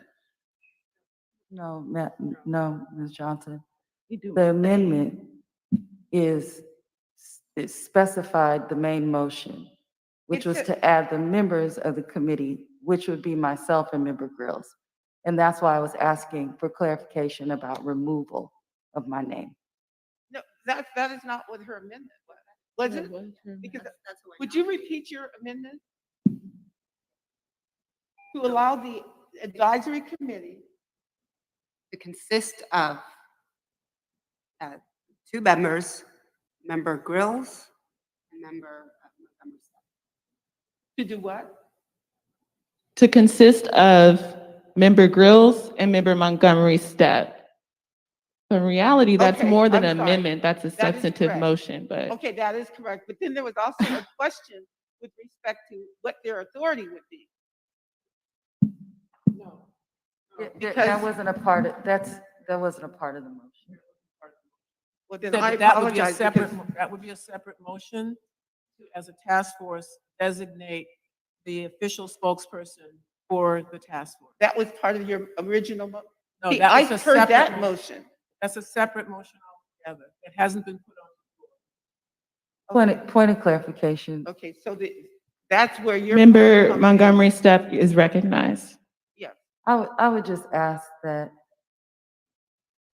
Member Holder and the seconder just remove that, withdraw that, so that we can vote up or down on an advisory committee. Which was my intention. That's fine. I'm happy to withdraw the motion. Okay, and you withdraw your second?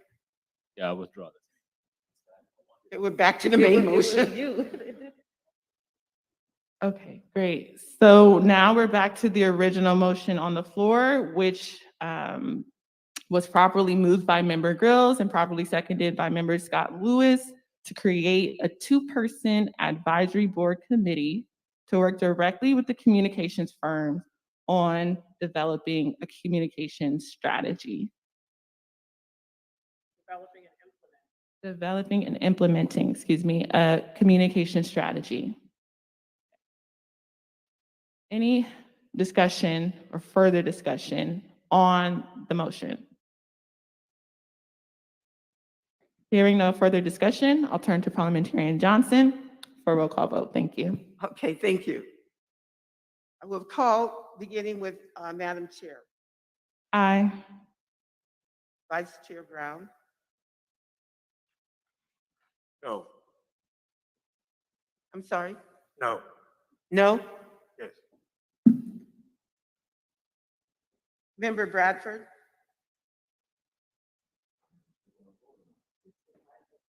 This is to establish a two-person advisory board committee. All right. Member Grills? Aye. Member Holder? Aye.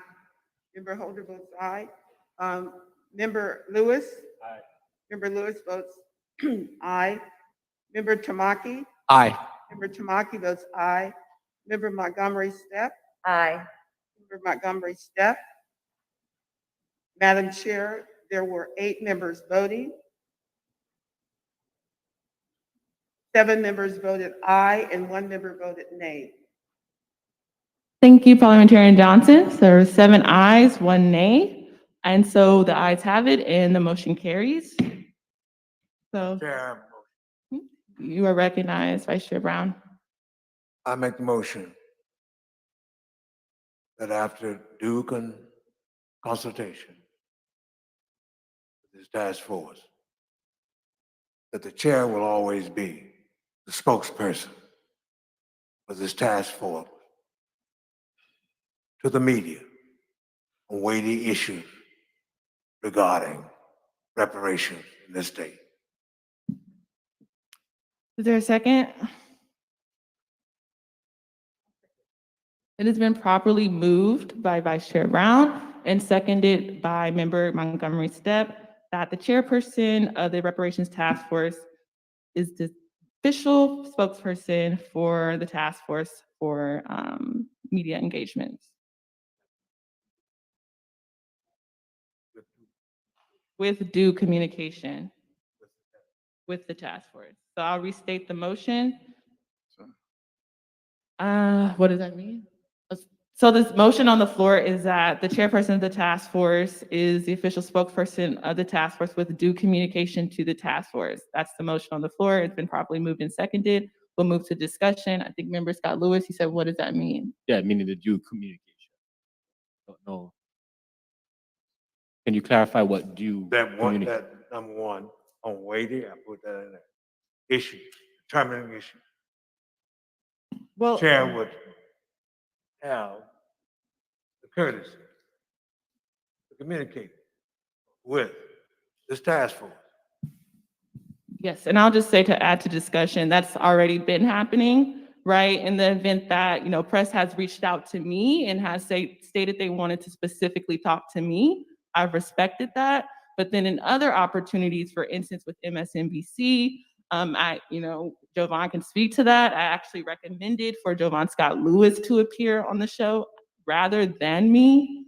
I have sent, names of other members like Tamaki and Grills and Holder, names to press in the event that I cannot, make it, or I think if in the event that they need a fresh voice, in the event that I think they need a fresh voice.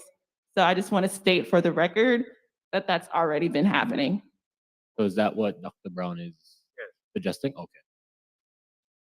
Madam Chair, if I could just interject, I just wanted to provide a point of clarification that to the extent task force members are contacted also by media outlets where there are requests for you to do interviews or to talk to people, you all may do so in your individual capacities. So by designating a spokesperson for the task force, that does not take away your ability to communicate directly when contacted. Exactly. Okay, is there any other further discussion matter? No, that was the only question I have, because we as elected officials get inquiries all the time about what we're working on. So I want to make sure that we still have a, latitude to at least respond in our own professional setting to questions that are made to us. And I have no problem with clearly letting the chair be this, the clear identifiable spokesperson for this task force, just as the mayor is for a city or the speaker for the assembly or the pro tem for the Senate. So I have no problem with following this program. Great. Member Grills, you're recognized. I have no problem with the motion for that amendment. That amendment to me is complicated. So I don't know why we need to, we just can't go with the original statement. I'm not seeing the value added, but I'm against the complication. Can you explain what's complicated about the? What does it mean? I still don't understand it. Due communication. What does that mean? I mean, because there's not going to be time for you to reach out to every member of the task force. You can still do that without having to put that into the, that seems to add something that just makes things a little. You're recognized, Member Scott Lewis. So can we say that we're simply formalizing the existing practice?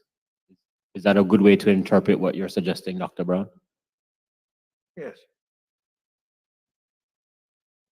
Okay, is there any further discussion on the matter? Okay, hearing no further discussion, I'll turn to Parliamentarian Johnson. I'll restate the motion. The motion on the floor is for the chairperson of the Reparations Task Force to be the official spokesperson for the task force with due communication to task force members about other media opportunities. Parliamentarian Johnson, you can go do a roll call vote. Excuse me. Thank you. I'll begin with Chair Moore. Aye. Vice Chair Brown. Aye. Member Bradford. Aye. Member Bradford votes aye. Member Grills. Member Grills abstains. Member Holder. Member Holder votes aye. Member Lewis? Member Lewis votes, excuse me, aye. Member Tamaki? Aye. Member Tamaki votes aye. Member Montgomery Steppe? Aye. Member Montgomery Steppe votes aye. Madam Chair, there were 8 members voting. There were 7 ayes and 1 abstention. Thank you, Parliamentarian Johnson. There are 7 ayes, 1 abstention. The ayes have it, and the motion carries. So now we'll go back to who will comprise of the advisory board committee. And I'd like to entertain a motion for the advisory board committee to consist of myself and member Montgomery Steppe.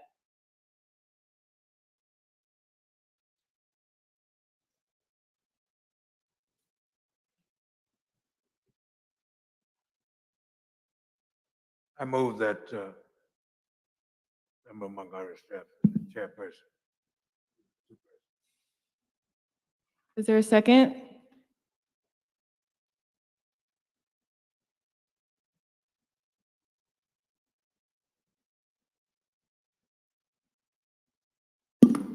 Okay, hearing no second, I'd like to entertain a motion about who will comprise the advisory board committee for the communication strategy.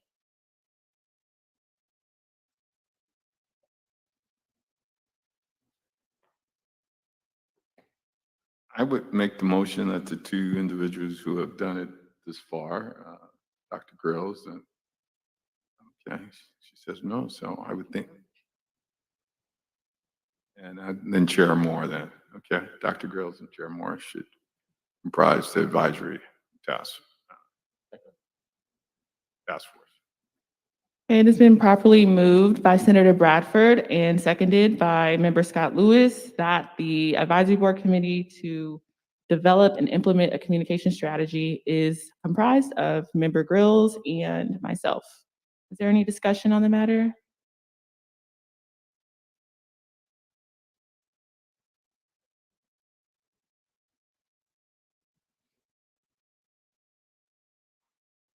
Okay, hearing no further discussion, I'll turn to Parliamentarian Johnson to cue a roll call vote. Thank you. I will begin with Chair Moore. Aye. Chair Moore votes aye. Vice Chair Brown? Aye. Vice Chair Brown votes aye. Member Bradford? Aye. Member Bradford votes aye. Member Grills? Member Grills votes aye. Member Holder? Member Holder votes aye. Member Lewis? Member Lewis votes aye. Member Tamaki? Aye. Member Tamaki votes aye. Member Montgomery Steppe? Aye. Member Montgomery Steppe votes aye. Madam Chair, there were 8 members present and voting. There were 8 ayes and 0 nays. Thank you, Parliamentarian Johnson. So there are 8 ayes and 0 nays, and so the ayes have it and the motion carries. So the Communications Advisory Board Committee will consist of myself and Member Grills. So Member Grills, is there any other information, updates for this agenda item? Okay, so we are scheduled for a 15-minute break. And then we'll return for action item number 20, which is schedule of future meetings with members Moore and Lewis.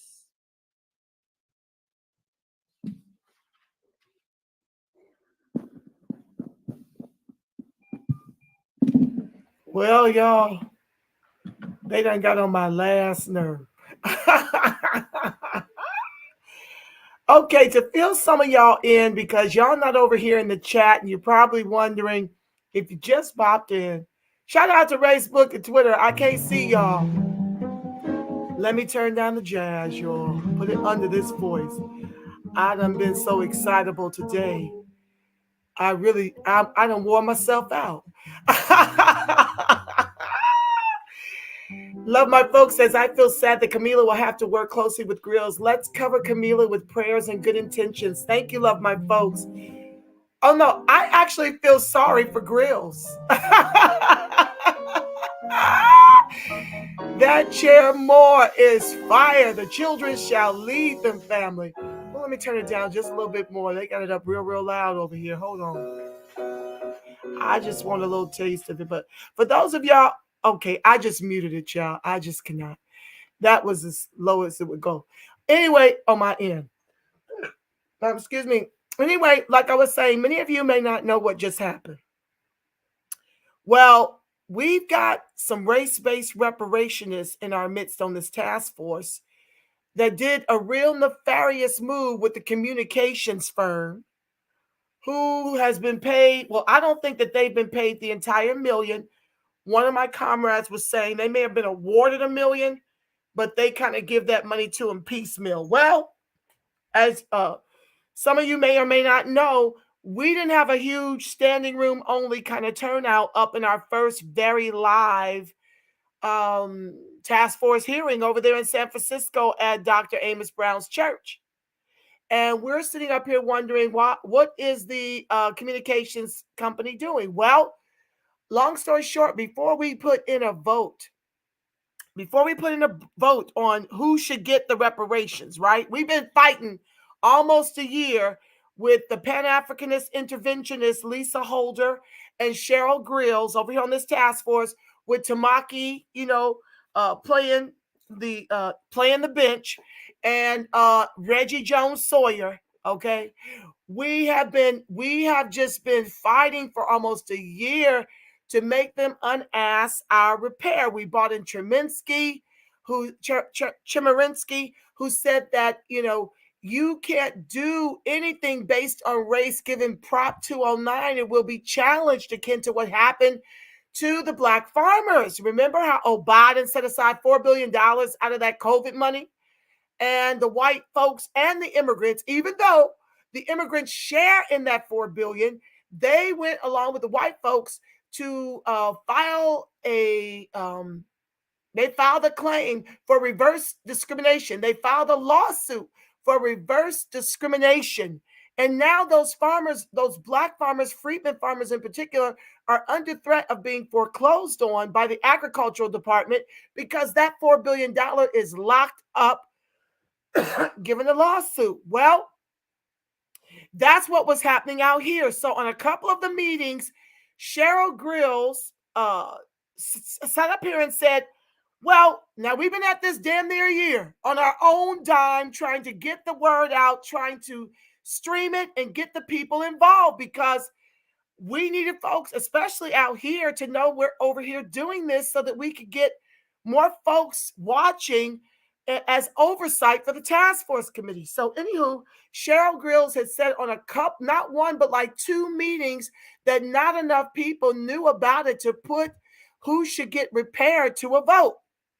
She, Tamaki, Holder, and Bradford were for race-based reparations, even though Chemerinsky said it will be challenged, and even though the author of the bill, California State Secretary Dr. Shirley Weber, said, I always intended reparations to exclusively benefit those of us who descend from U.S. chattel slavery. If we share it with everybody, we'll be left with 50 cents.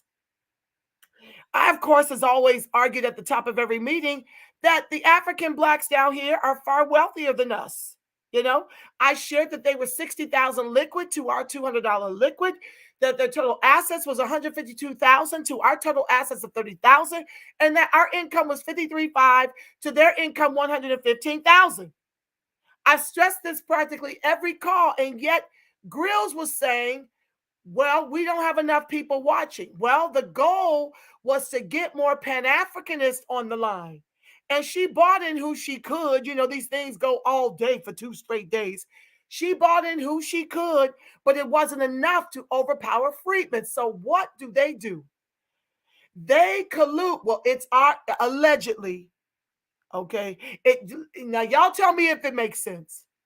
Out of the blue, it is leaked that the communications company who Grills, working with the Bunch Center and that $1 million recruited to get the word out about these meetings, as she's sitting up here complaining, not enough people know about it. What she meant was Pan-Af.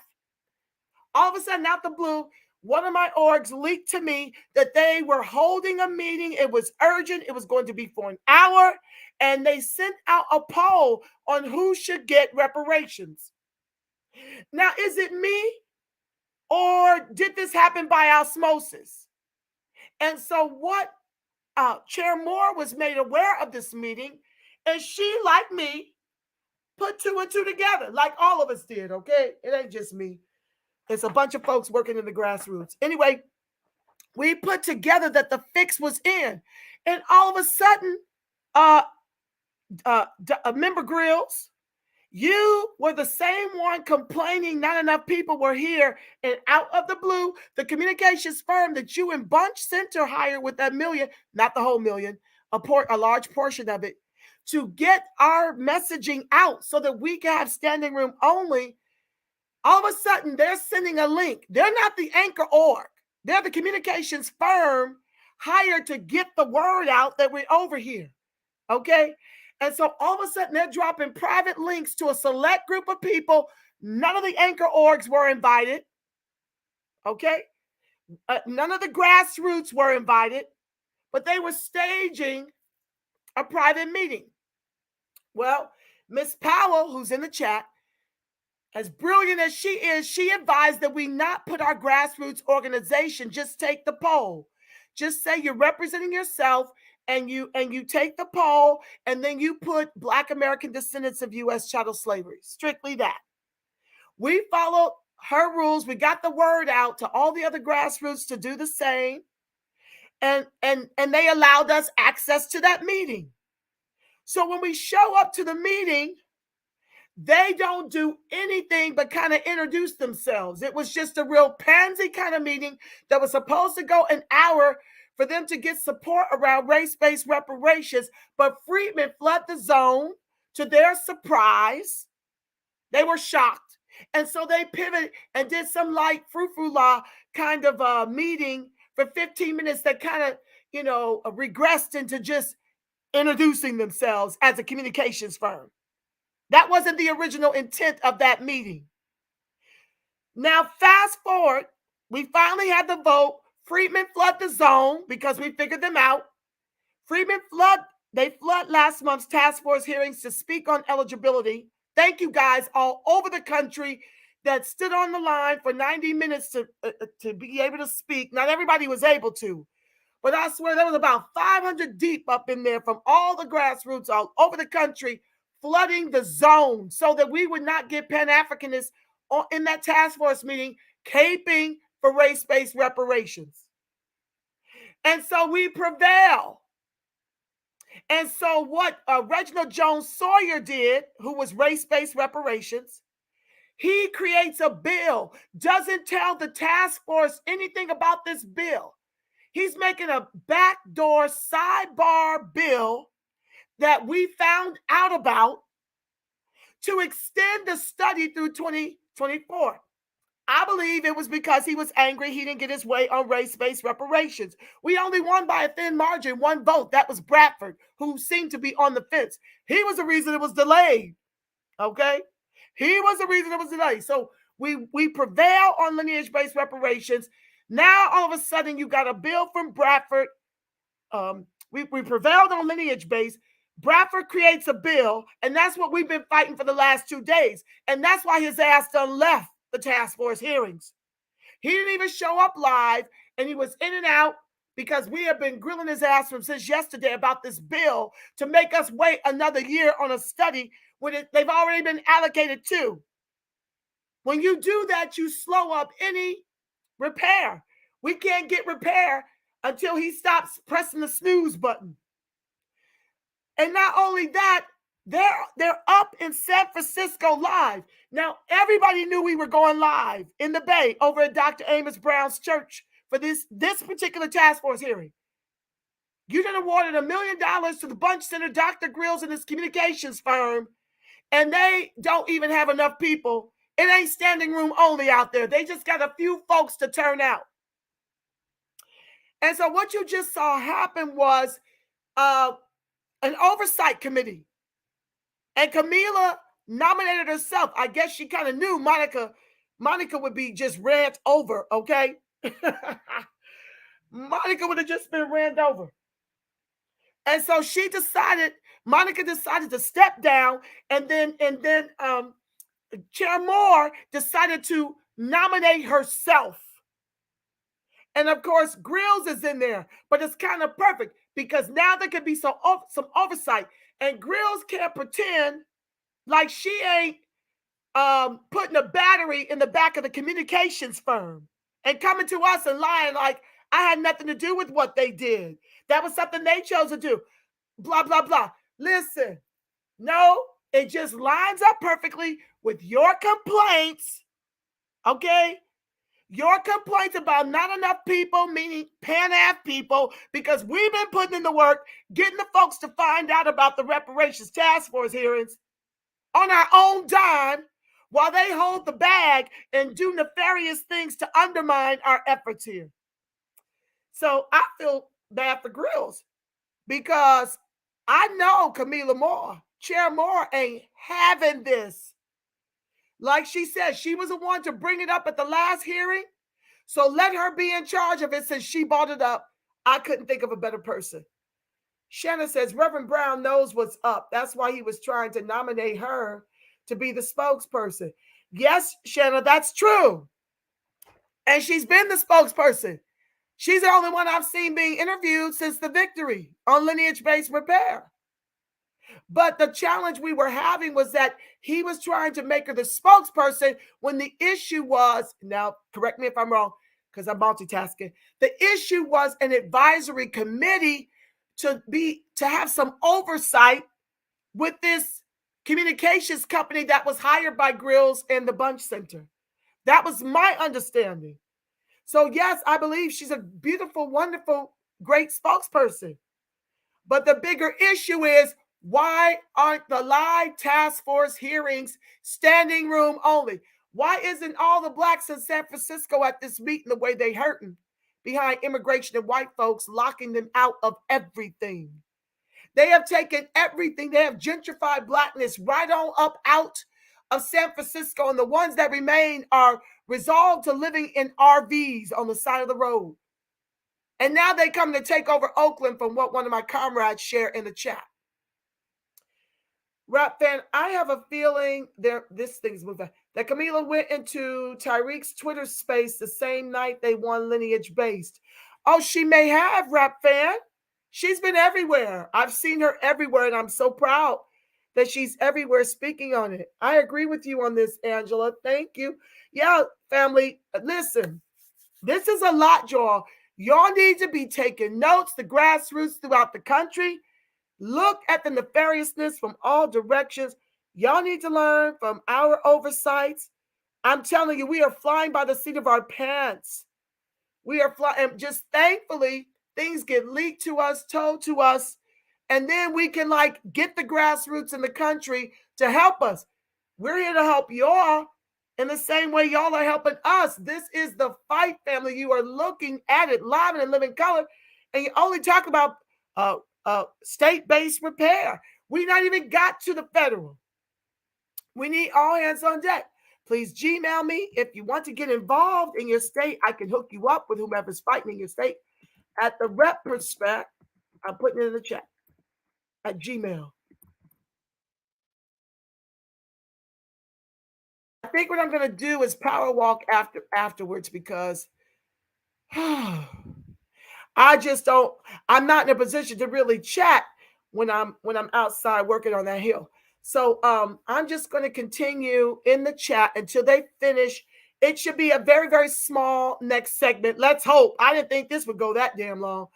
I thought we'd be finished by now. Get out early. But no.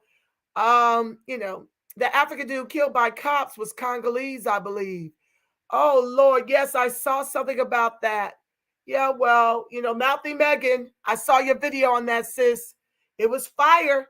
And she showed, in that vid. Make sure you guys go over there and show her some love. Mouthy Megan. Basically, she was showing how, nefarious these Africans are moving, talking slick and greasy, acting as if our state-sanctioned executions of our unarmed Black men, women, and children is warranted. And so it makes it very difficult for me when it happens to one of theirs to really show up and lose my mind over it. I know many of us will go running out there to cape for them, you know. I know that they'll do that. But, you know, that was a great video, sis, where she talked about, I mean, you should hear them talking slick and greasy about us. It's just like, wow. And I don't mean like all immigrants think and behave in this way, but even Tony Delaramie from TD Hip Hop Media, he's shared that he's of Haitian descent, and the Black immigrants talk greasy about us all the time. Now he fights for Freedmen Repair. He overstands. He's like a Jovan Scott Lewis. He's like an ally. That's the way I see him. I know folks is like, why is he, you know, growing a platform on Freedmen Repair? They feel like it's a grift. Well, he drops knowledge and great information. So listen, I do believe we have a few allies out there, and I believe Tony Delaramie is one of them. Okay. So yeah, he said he's of Haitian descent, and most of the Black immigrants he knows talk greasy and slick about freed Blacks. It's very unfortunate. I don't like TD Hip Hop. He's too obsessed with us. Well, family, you know what? I feel you and I hear you in that respect. But I believe we need a lot of voices in this new Black media space doing what I do over here. We need folks that's going to speak up about our despair, and he does that beautifully. So you're entitled to feel the way you feel about it. I welcome allies. I know some of y'all are like, we don't need no allies. I'll be damned if we don't. I'll be damned if we don't. We especially need allies in high places, fam, because they are running our country. But what they do? Hold on, y'all. Let me see what they do. And the screen just went black. What the hell? It's saying the stream is unavailable. It's been suspended for policy violations. Well, ain't this about a blip? What the hell just happened?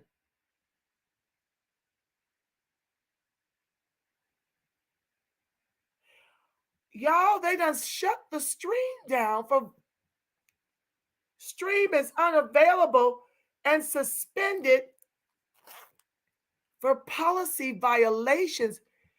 I don't understand what the hell just went on.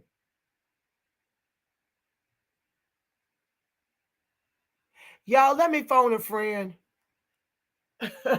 I just refreshed the screen.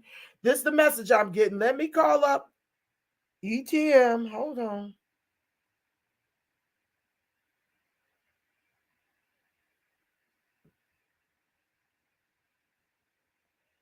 They always messing with us.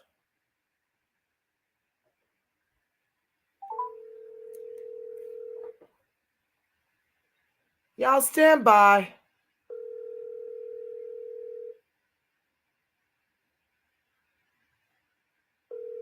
There ain't no chat, OG.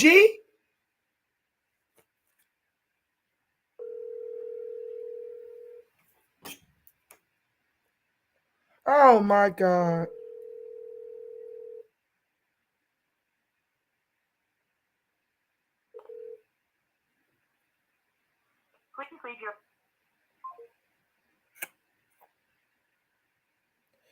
Hold on, y'all. I'm trying to check with the grassroots out here that I know.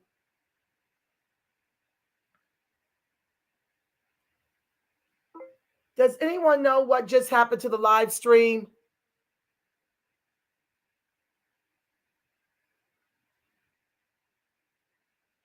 I did refresh it. Let me try it again.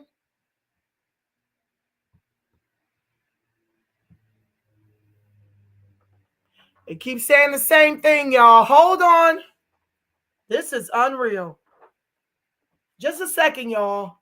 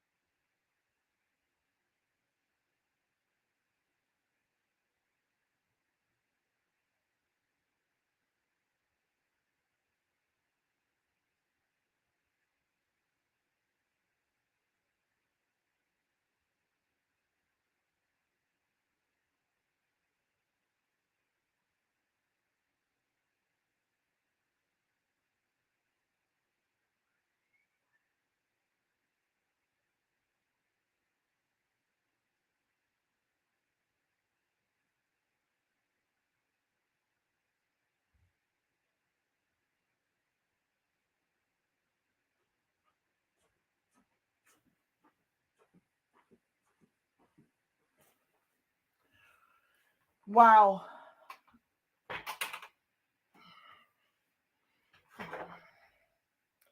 This is crazy. Let me try refreshing again.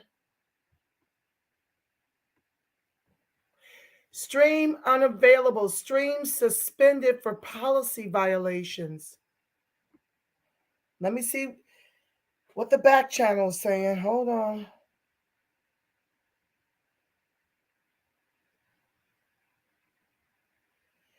Okay, I'm getting a word from my sister Kia. All platforms are paused, DOJ included. Let me ask her, does she know why? Do you know why?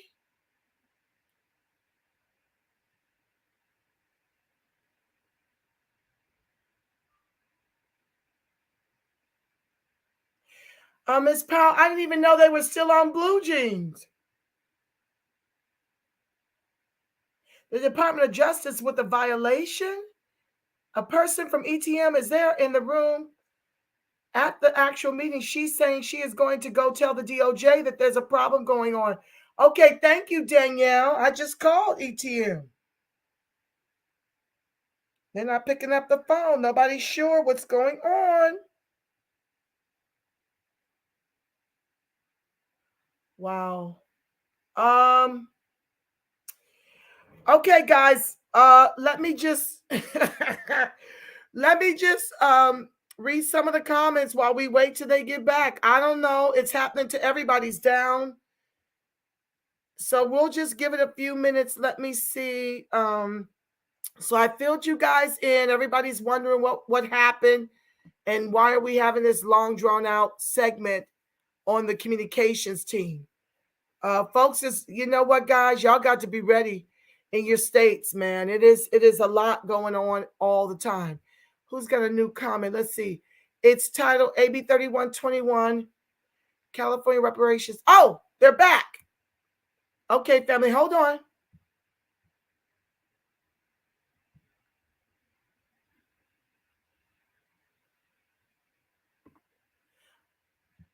Okay, maybe it was just a technical problem. I don't even know. Let me see. Hold on. Let me see if I hear any music. Oh, they shared it on the Jumbotron. I'm going to try to capture it.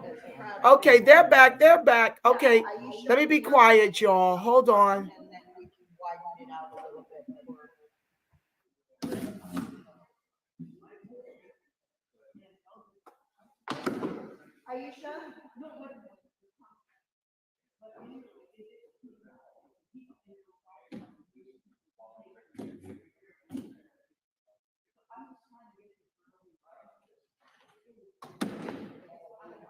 Okay, thanks, Shanna. It looks like ETM or someone got the message to them. This is the replay? Oh, my God.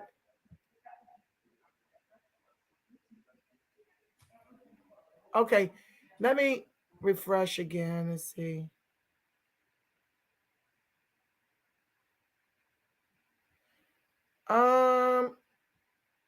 Okay, let me try going back. I'm going to try to go out and go back in. Let me close it. Okay, y'all, hold on. I'm gonna try to go back in.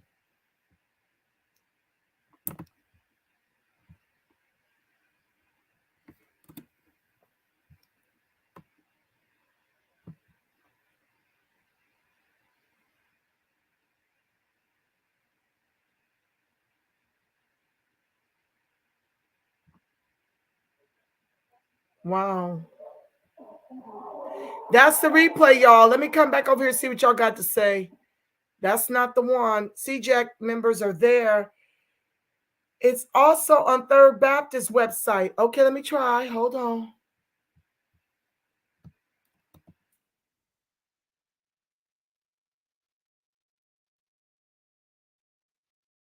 Okay, somebody's chiming in. Let's go to their website.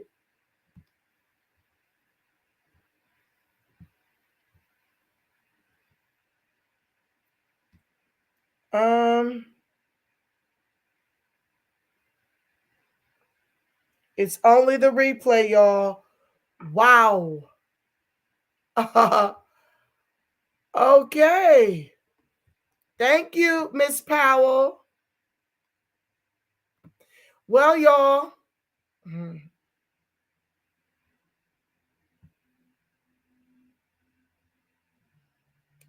Wow.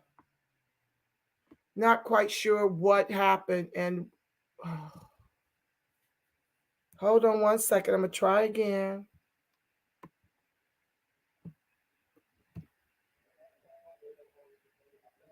Okay, guys, we're back, it appears. Hold on. Sharing the screen.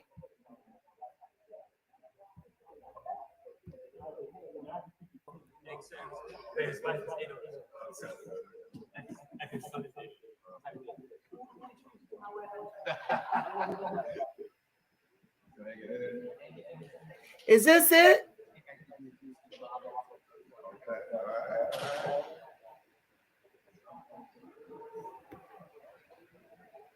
Or is this the replay? How do I know? I don't. Let me see. I'm going to go back to the beginning.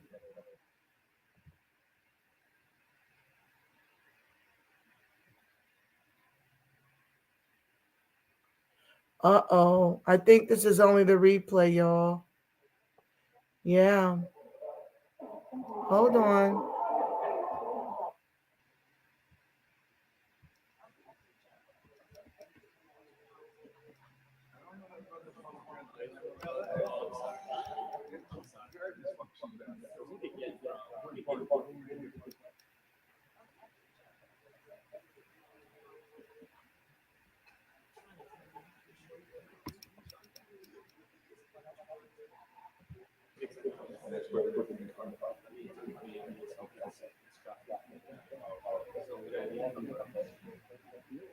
I'm trying to see what time this was. Okay, it's back. Okay, well, maybe I'll stay here for a minute. I hope this. I don't think this is the replay, y'all. I think this is a continuation. I can't believe they on this long a break, but okay. All right, y'all. Well, let me see what else y'all got to say. That was a little scary.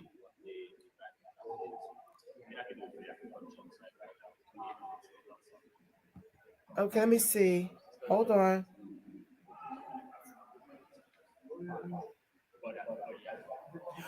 Okay, very good. Miss Powell hit me up and said, this appears to be the hearing. She's over on the blue jeans. Okay, I thought they shut the blue jeans down. Thank you, Miss Powell. Thank you, all of you who bear with us here. Okay. Thank you to all of you who stayed with us. Let me ask her, is the chat open over there? Hold on.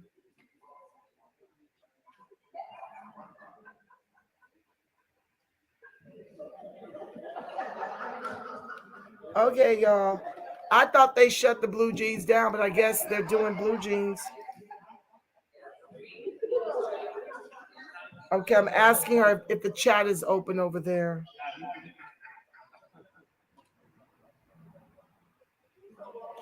Oh, they're on blue jeans, but they have no way to chat with each other. Thank you, Miss Powell.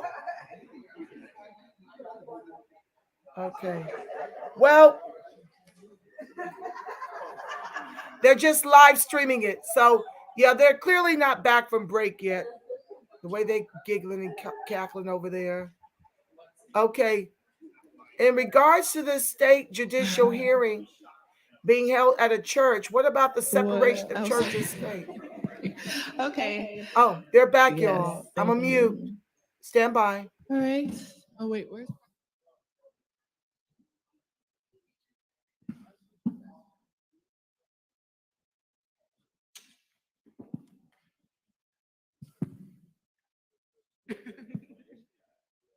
We'll reconvene shortly. We'll just wait for Parliamentarian Johnson, or Damon Brown could facilitate. Okay, so before we reconvene to agenda item number 20, we will turn to Damon Attorney Brown to reestablish a quorum.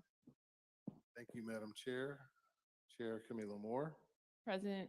Vice Chair Dr. Brown, Present. Senator Bradford, Dr. Grills, Lisa Holder, Here. Assemblymember Jones Sawyer, Dr. Lewis, Don Tamaki, Monica Montgomery Stepp. Chair Moore, you have a quorum. There are 8 members present. Thank you. Now that a quorum has been reestablished, we'll reconvene the meeting. So the next item on the agenda is item 20, potential action item, schedule of future meetings, and then I'll turn to member Devon Scott Lewis for the presentation. Thank you. Thank you, Chair Moore. Mr. Damon Brown, did you want to update us on the task force member? Sure. Members of the task force, as you know, we've attempted to poll the task force for their availability for the next meeting based on the prior adopted meeting schedule, as well as potential change to that schedule. And so we were looking at availability for the months of July and August. At this point, we have had difficulty in finding the availability to establish a quorum during that time frame. And so we were going to continue our efforts in polling the task force members and also seeking availability for the month of September, so that we can try to find a time when at least a quorum can be established. And so based on that availability issue, one of the things that I was going to suggest to the task force is perhaps taking a look at the agenda at the appropriate time on today's agenda, what would have been the proposed next meeting agenda, and then making that approved subject to DOJ's determination of a date when a quorum can be established. So the task force would essentially adopt the substance of the agenda, but leave the date for the meeting to be determined based on our ability to find a quorum. Thank you.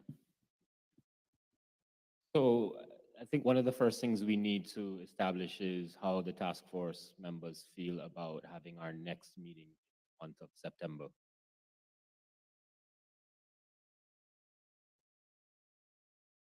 Yeah. I'm good.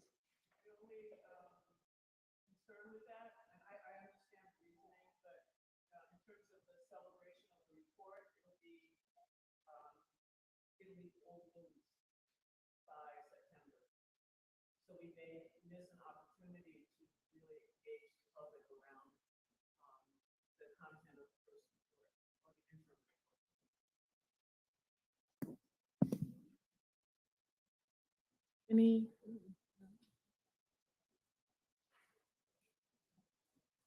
So my question is, if we could possibly schedule something, if the DOJ could work with us to schedule something, let's say for June 1, where perhaps it's not a meeting per se, but some kind of gathering of the task force members to at least celebrate the release of the report. So we're not talking about, the procurement of witnesses, that level of orchestration, just gathering us together in a place so that we can commemorate the release of the report without it constituting some formal meeting with a full agenda. I do think that that presents an opportunity perhaps to engage with some of the community organizations, and that maybe we can work in collaboration to establish some sort of event that is not a public meeting, where there wouldn't necessarily be business conducted, but there could be an acknowledgement that the report has been published. We can certainly work towards perhaps facilitating that. Have any thoughts on that? Vice Chair Brown, you're recognized. Motion that we would meet in in June, appropriate time, that we would consider Los Angeles our meeting venue site. Thank you. So is there a second? It has been properly moved by Vice Chair Brown and properly seconded by Senator Bradford that the task force has a meeting on June 1 or a gathering on June 1 to celebrate the report and in Los Angeles. Is there any discussion on the matter, on the motion? Madam Chair, I just wanted to make a point of clarification that it would not be a meeting. Right. Okay. But some event that is intended to celebrate the release of the report. Thank you for that additional clarification. Any other discussion on the motion?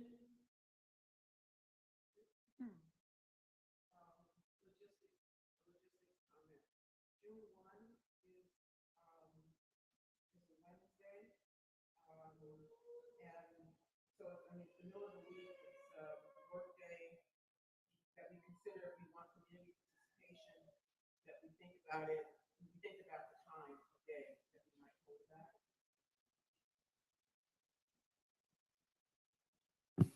So I think, Vice Chair, you said a potentially evening meeting? Gathering. Sorry. Event, yeah.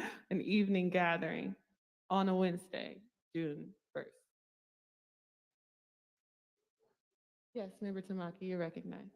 So also, this is one of those things that the advisory committee will be communicating with the communications consultant, because they would have a good sense of what would best fit the news cycle that we don't want to miss. And they're very aware of, broadcast and go to public timing.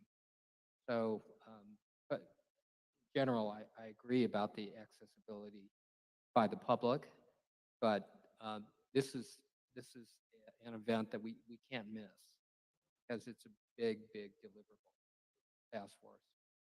Chair Moore, if I can just ask, because this is sort of just coming to us now, if there is some flexibility in terms of the date, perhaps if it's not exactly on June 1st, but certainly sometime close to the date that it's released.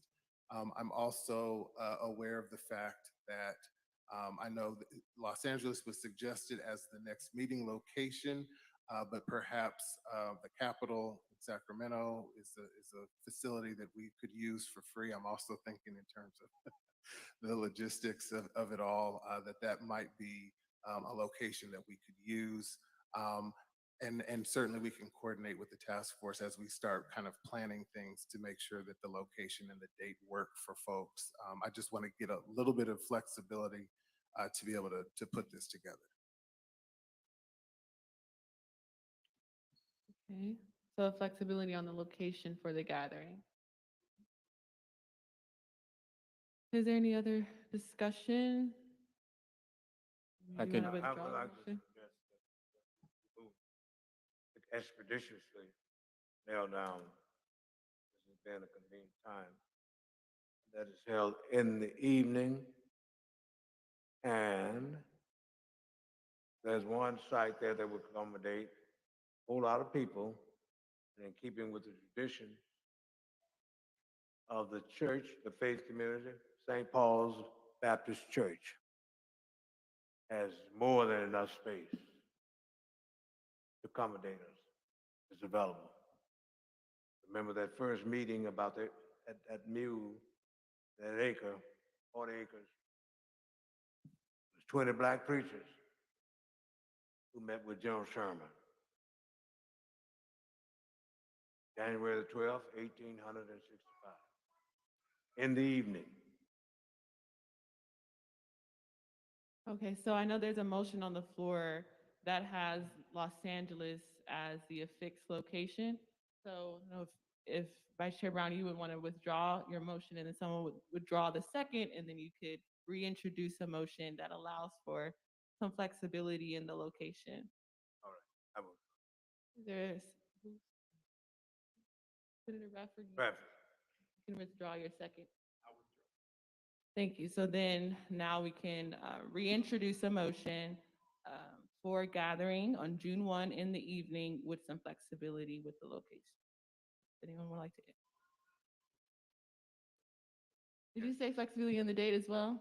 Yes, please. Okay. Can I ask a follow-up question? So you're suggesting Sacramento? You were suggesting Sacramento? Well, right? I just mentioned the capital because I know there Right. won't be any cost associated with using the facility. And to Dr. Brown's point, I know that it will be large enough of a facility to accommodate a large crowd of people. I wanted to have clarified what facility you were thinking of when you suggested Sacramento. It's the task force's call, but I just was suggesting that that's an option to have it at the Capitol. All right, so at the Capitol. Okay. I would suggest it be in the hood at St. Paul.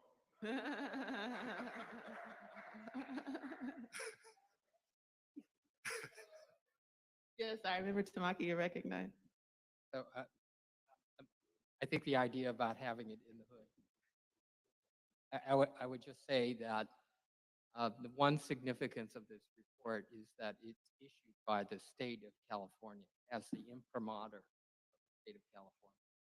And so again, to capitalize on that monumental importance of the first state and the only state so far to issue what is going to be a very damning report on the history that's happened and buried history and history that is a subject of willful amnesia, the complicity of the state of California in that. It's kind of a good contrast and also a point of pride, that it be held at the Capitol. But I defer to the will of the task force and respectfully to Pastor Brown also. I don't want to not recognize that. We have, recognized. Madam Chair, Brother Tamaki, we haven't got into the promised land yet. The battle is not over. We shouldn't shout too soon. And my spirit and suggestion is the birthing of freedom began outside of Caesar's palace, not in the palace. One more. Yes, Member Javon Scott Lewis, you're recognized. So just because we haven't gotten to the actual schedule for the next several months, what I will note is that perhaps could we scroll down to December, please. Okay, November. Okay, so November. So we do have Sacramento on the schedule in the following months.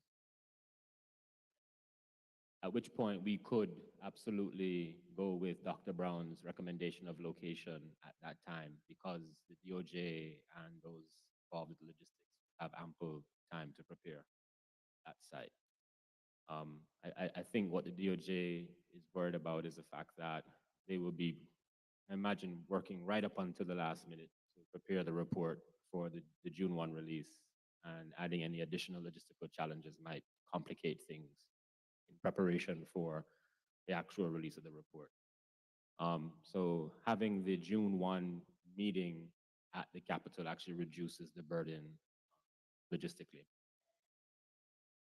So I would recommend that we do the June 1 meeting at the Capitol, and then we hold the Sacramento meeting at the location you're recommending, Dr. Brown, for our Sacramento-based meeting in the following months, in the spirit of compromise.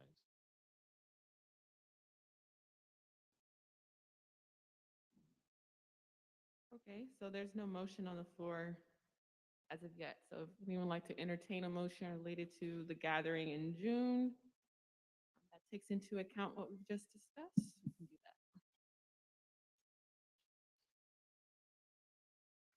that. I move that we have a meeting, sorry. Gosh. Yeah, I know, I caught it. Feeling the embarrassment. I don't normally do this much. I move that we have a gathering to celebrate the release of the interim report on June 1 at the Capitol. June 1-ish? No, we can't do June 1-ish. Okay. The first week of, okay. Or June 1-ish? flexibility. Okay, I move that we have a gathering to celebrate the release of the interim report in the Capitol in the first few days of June. Is there a second? So it has been properly moved by Member Scott Lewis and properly seconded by Member Montgomery Stepp that the task force hosts a gathering to celebrate the release of the interim report at the state capitol in Sacramento in the first week of June. Is there any discussion on the matter? Hearing no further discussion, I'll turn to Parliamentarian Johnson for a roll call vote. Thank you. I'll begin with Chair Moore, Aye. Vice Chair Brown, Yes. Member Bradford. Aye. Member Bradford voted aye. Member Grills. Member Grills votes aye. Member Holder. Member Holder votes aye. Member Lewis. Aye. Member Lewis votes aye. Member Tamaki. Aye. Member Tamaki votes aye. Member Montgomery Stepp. Member Montgomery Stepp votes aye. Madam Chair, there were 8 members present and voting. There were 8 ayes and 0 nays. Thank you. There are 8 ayes and 0 nays, so the ayes have it and the motion carries. Member Scott Lewis, you can proceed.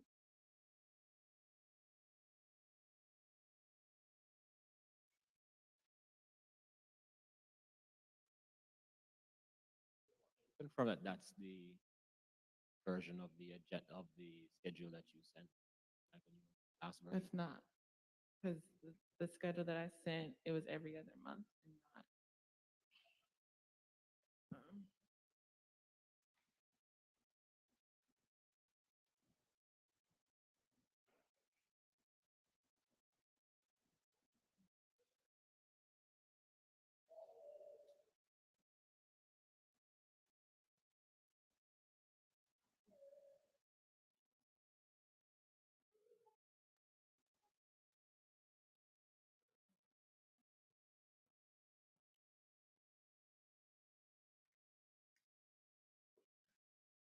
Go down a bit. Yes, please, so we can.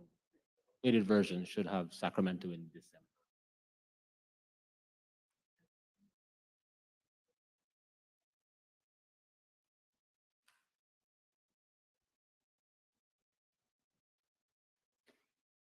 Yeah, I just sent it to Damon, Alicia, Michael, and Kat.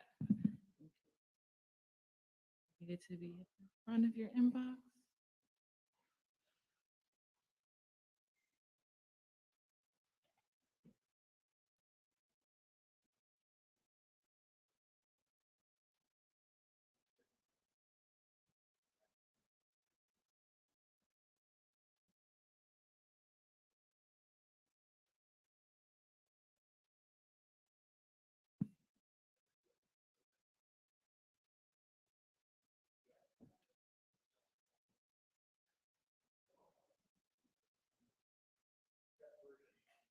Yeah, it's fine.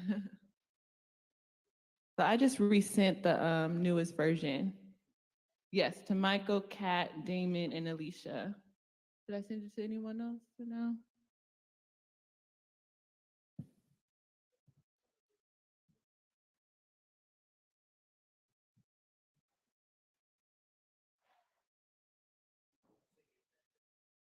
Yes, I resent it right now to Alicia, Kat, Damon, and Michael. I can send it to more people, whoever's controlling the screen.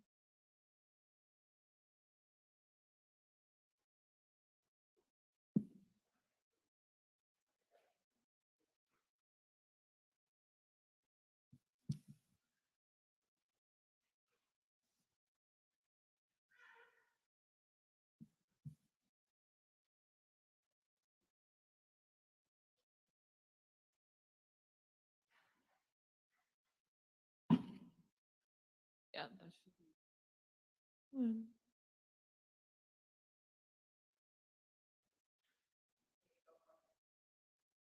No, that's correct. If you scroll down, we'll confirm that it's the right one. Ooh.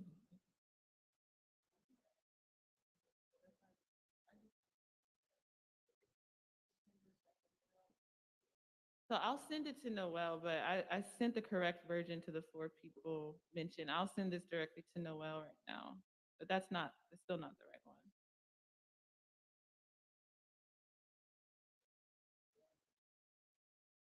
It's labeled 3.29 future hearings. Yes, but it needs to say December 2023 Sacramento.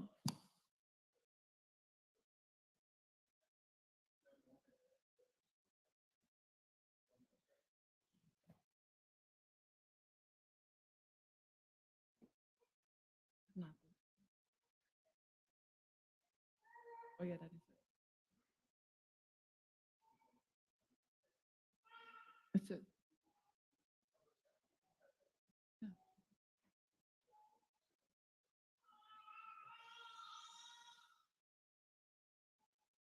Thank you. Okay. So then could we scroll back up to, August, there we go. So then now that we have voted to gather in the first few days of June at the state capitol, we need to agree to the next meeting dates for, well, not the date per se, but agree to have our next meeting in September. As Damon Brown indicated, task force members could not establish a quorum in the months of July or August, so we need to meet in September. Do we need a motion to agree to meet in September? Yes. We do. Okay, so given that we have not been able to establish a quorum in July and August, we can entertain a motion to have our next task force meeting in September. Second.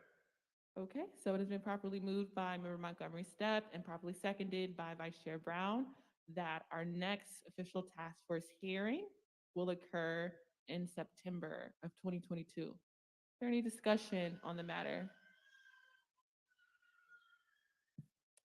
Okay, so how solidifying particular dates? And we need the location. Yeah. I move to amend the motion that we meet, we're gonna meet. Yeah, so it'll be a meeting that we meet in September in Los Angeles. For a second for the amendment.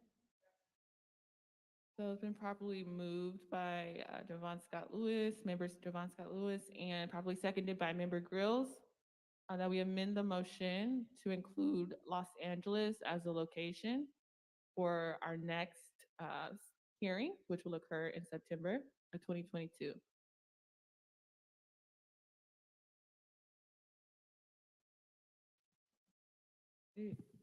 For ease of reference, could you just withdraw the first motion and make the motion so that you don't have to vote on the amendment? Yeah. Withdraw the second. Thank you. Okay. Okay. So we'll restate, well, you have to say the motion again. I move that we hold our next meeting in September in Los Angeles. Is there a second? Properly moved by member Scott Lewis and properly seconded by member Grills that our next hearing will occur in September 22 in Los Angeles. Is there any discussion on the matter?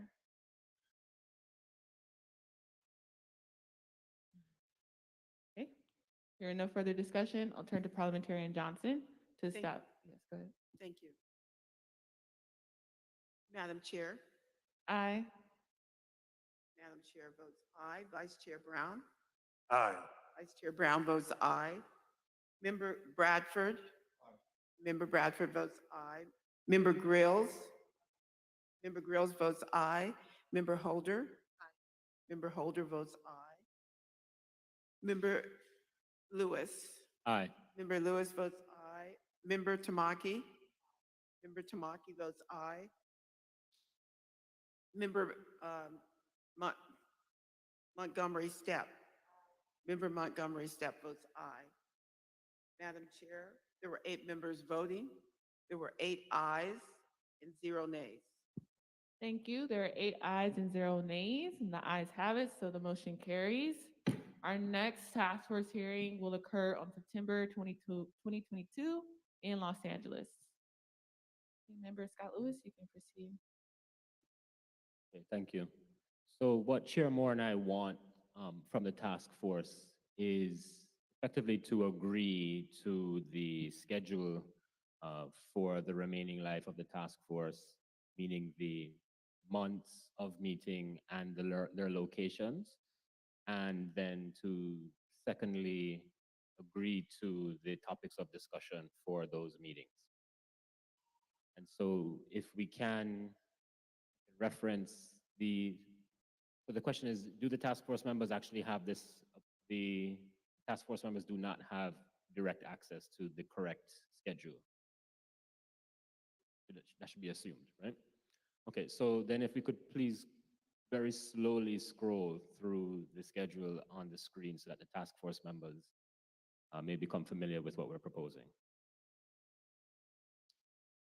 Noting that the August meeting is now a September meeting.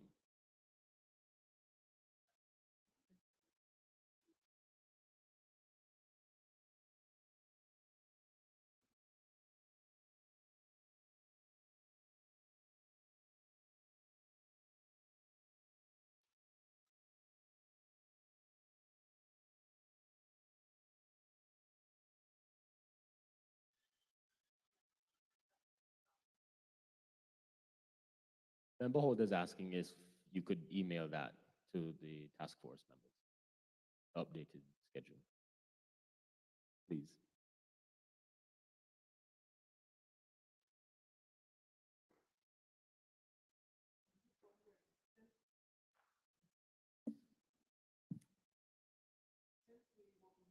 Sacramento, parts of the state that we haven't gotten to.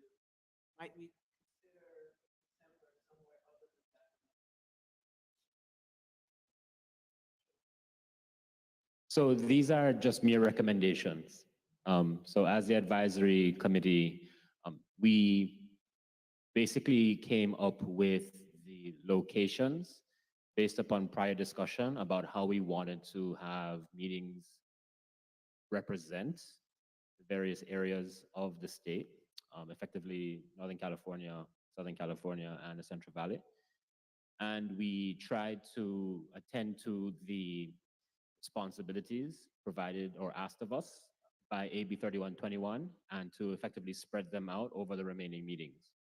And based upon the responsibilities, we decided on a proposed schedule, meaning how many months and how much time in between those months so as to give the DOJ adequate preparation time between.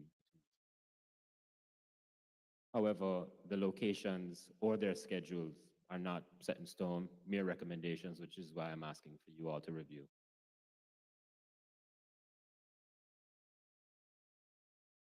They just sent it. Thank you.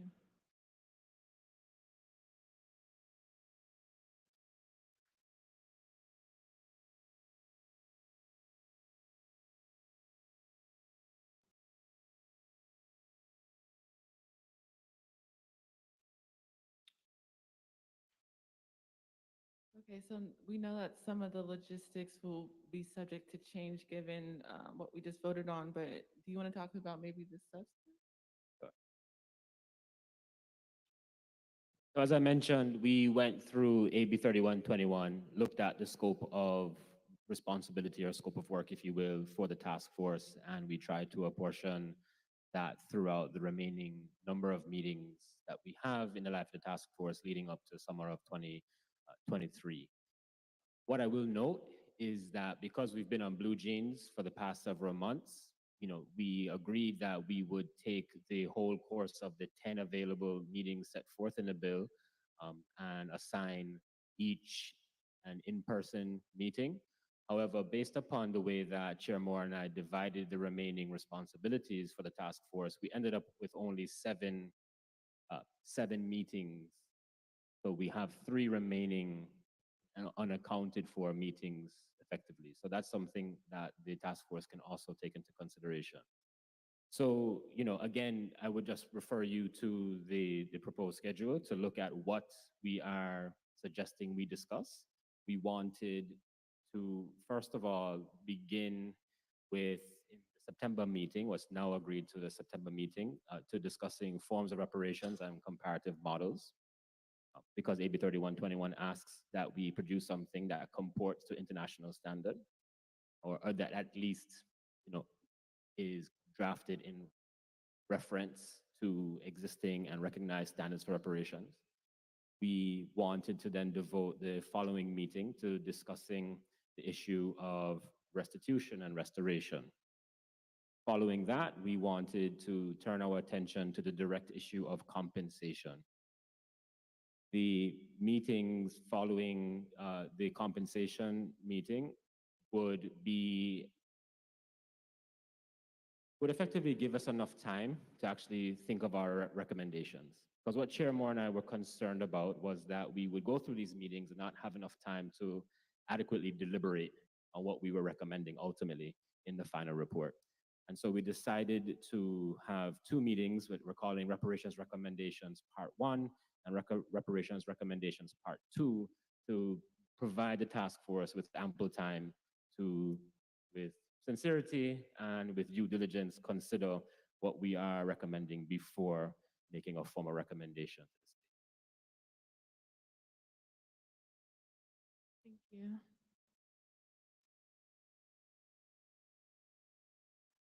Is there any questions, comments? So looking to you, Member Scott Lewis. See, how do you like to proceed given this new information we decided on in terms of the September hearing and how that impacts the schedule?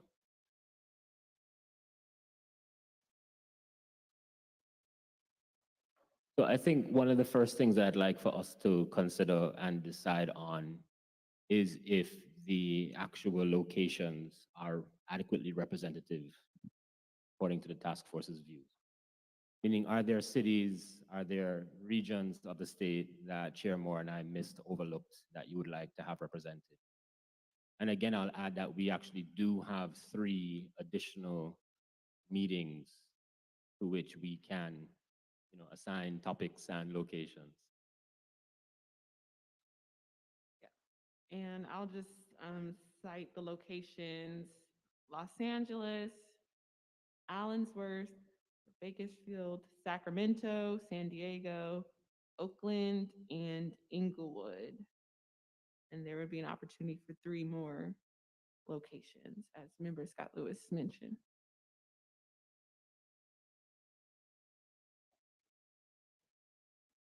Also, I don't know, I asked if Member Reggie Jones Sawyer is here because, he did introduce legislation 2296 to extend the task force for another year. But in looking at that legislation, I don't think that he also extended the amount of times we could meet. So as Member Jovan Scott Lewis said, in the statute, AB 3121, we are able to meet up to 10 times and being able to be reimbursed. But with the new legislation that Member Reggie Jones Sawyer adopted, it extends the task force for another year, but it doesn't extend the number of times we can have reimbursable meetings. So putting that out there, that could be a potential issue if 2296 actually passes. Madam Chair. No, may be premature for me to speak to this. But as one individual, I'm very much opposed to that idea of extending this task force. Excuse me, a point of order, that's not on the agenda. So you really need to reserve that conversation and agendize it for the next meeting. because you really should not be discussing that now. Yeah, but this is no official action. Well, Yeah, you're This is dealing no with- official action. No It official isn't, action, but no, it's- you're discussing something that you can take official action on. We are No, not it's taking an not. action We're on not it. taking any action. I'm clarifying how that legislation could impact this future hearings proposal. It's completely in line with the discussion. We're not taking any action. I was just bringing up a point of clarification, making sure that every single task force member is aware of how this legislation, if passed imminently, could impact this. That's it. Okay, so back to Member Scott Lewis. Thank you. So did we miss anywhere? Are there any locations that you'd like added to the schedule? Are there any locations that you would like removed from the schedule?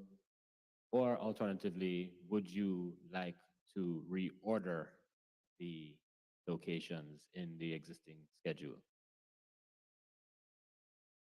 Now, Member Grills mentioned something about Sacramento. So this is one of the things that we're willing to entertain right now, so we can decide. I'll just add, I know we took off the Inland Empire.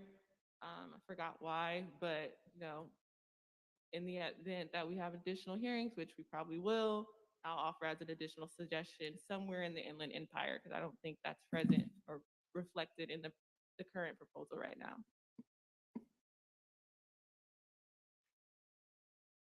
So maybe another way to put this is, would you like for us to schedule all of the 10 available meetings to us?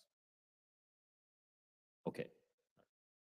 So then we have 3 additional meetings, meaning we have 3 additional location opportunities. So one of those locations for one of those meetings will be an empire. Are there any other recommendations for the 2 other meetings?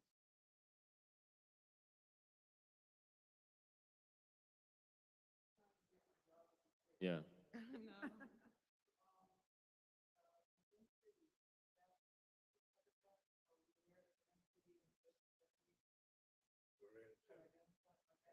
That's the area. The only reason I ask is because they are actively doing their own, not their own, but they're doing reparations efforts. So to be able to celebrate in places that are actively working, would be a nice gesture, and would probably increase community participation if they're already behind and doing that. That's just throwing that out. I would say to that point, for the Southern California, maybe Compton, that's where a lot of Black people are, or in the Bay Area, like Vallejo or something like that, or Richmond.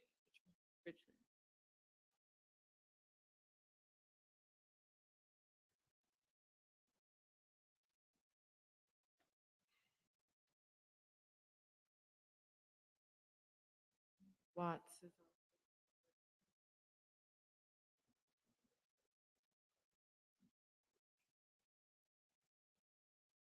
How many is that? Yeah. Well, instead of Compton, I would say Carson, because a lot of Black people actually aren't in Compton anymore.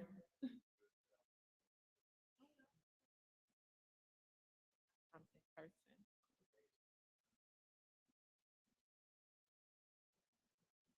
So Carson and the Empire, Marin City.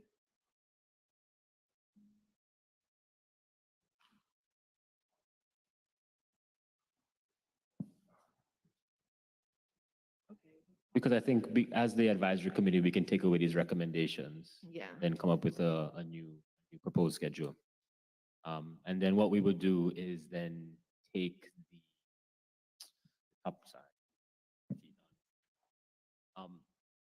We can then take the suggested items and reapportion them according to those 10 meetings.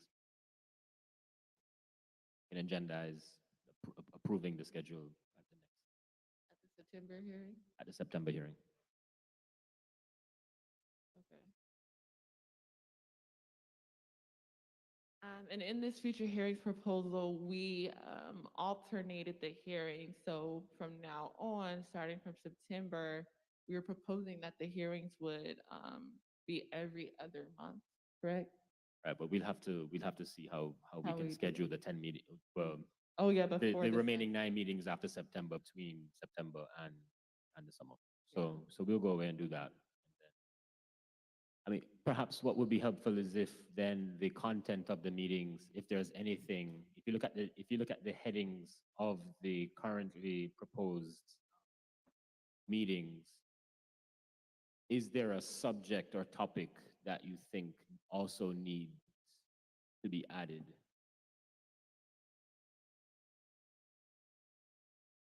Because now that we have these extra 3 meetings, we now have the scope to add more topics, or Chair Moore and I could simply redistribute the existing topics across the 10 meetings. But because we have space, I'd like to extend an opportunity to the task force to suggest additional meeting topics. And can you clarify where these topics came from? I don't know. So I mentioned they came from the bill. Right. So if you see that there, in the bill, there's a section where, we have stated outcomes, right? What we're meant to do.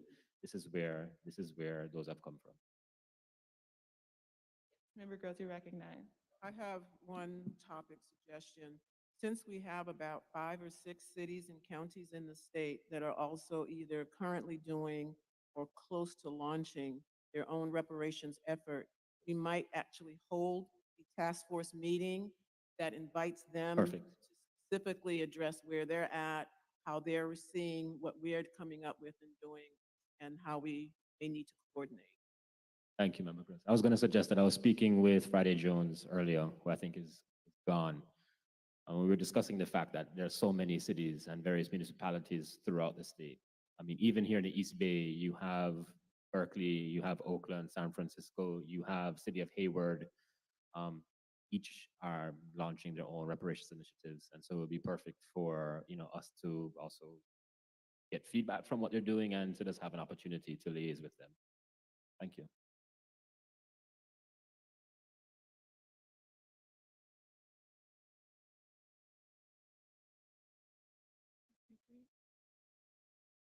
All right, if there aren't any other questions, comments, this was listed as a potential action item. So we already came to the conclusion that we'll go away and do the work. So we'll move on. The next item on the agenda, which is agenda item number 21, action item, agenda for the next meeting.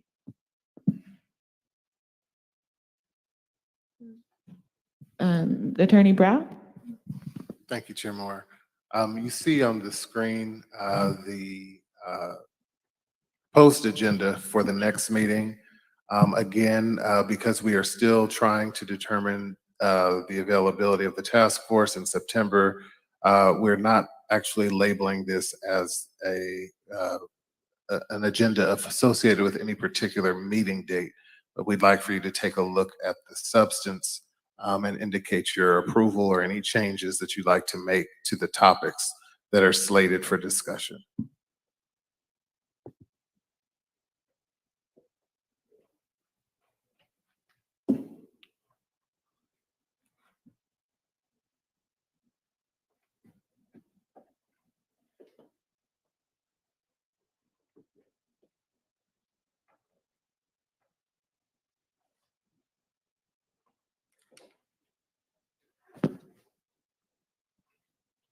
Trini, if you could advance the slides.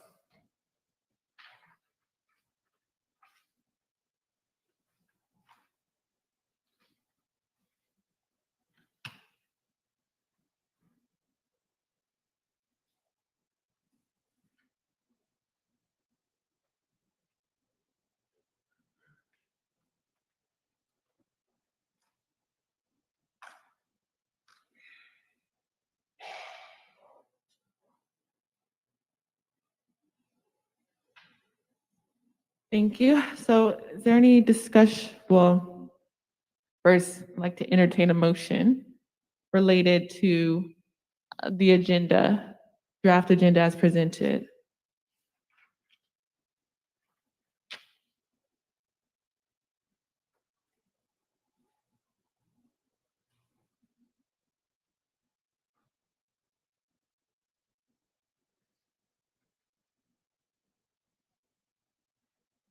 I move the draft.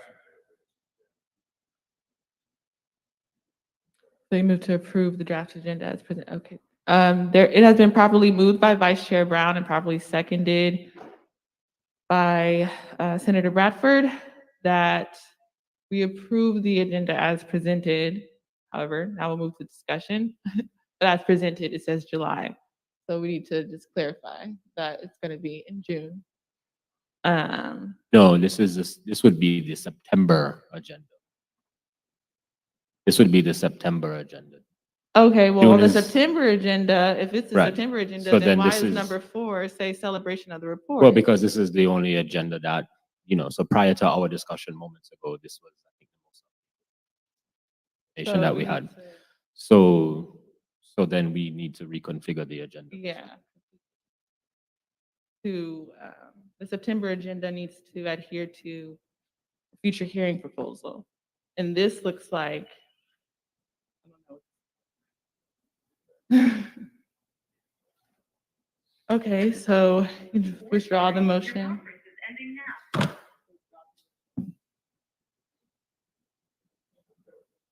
And you withdraw your second, Senator Bradford. Okay. Chair Moore, I couldn't quite hear you, but I thought you had asked about the future hearing proposals. That's currently listed, I believe, at the end of this agenda, on day 2. It's listed as number 17. I don't know if you want to move that in place of item number 4 of day 1. 4. And then we can make other adjustments subject to the approval of the chair and the vice chair once we finalize everything. But in terms of the substance, we can certainly omit number 4 and then make other adjustments. Number 6 for day 1 would also have to be omitted because number 6 says discussion and potential action item preliminary recommendation. So that would be moot as of September.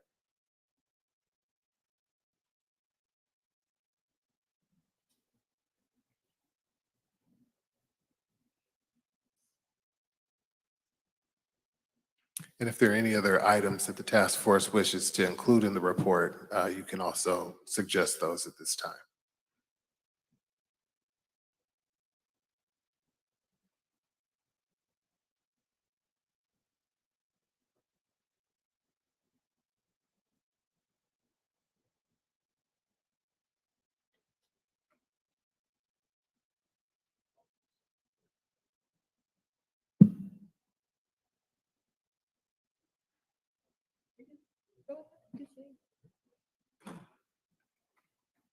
I'm thinking that we still need number 6, because although the report will contain the preliminary recommendations, next steps is to begin isn't process to begin to really fill those out and expand them.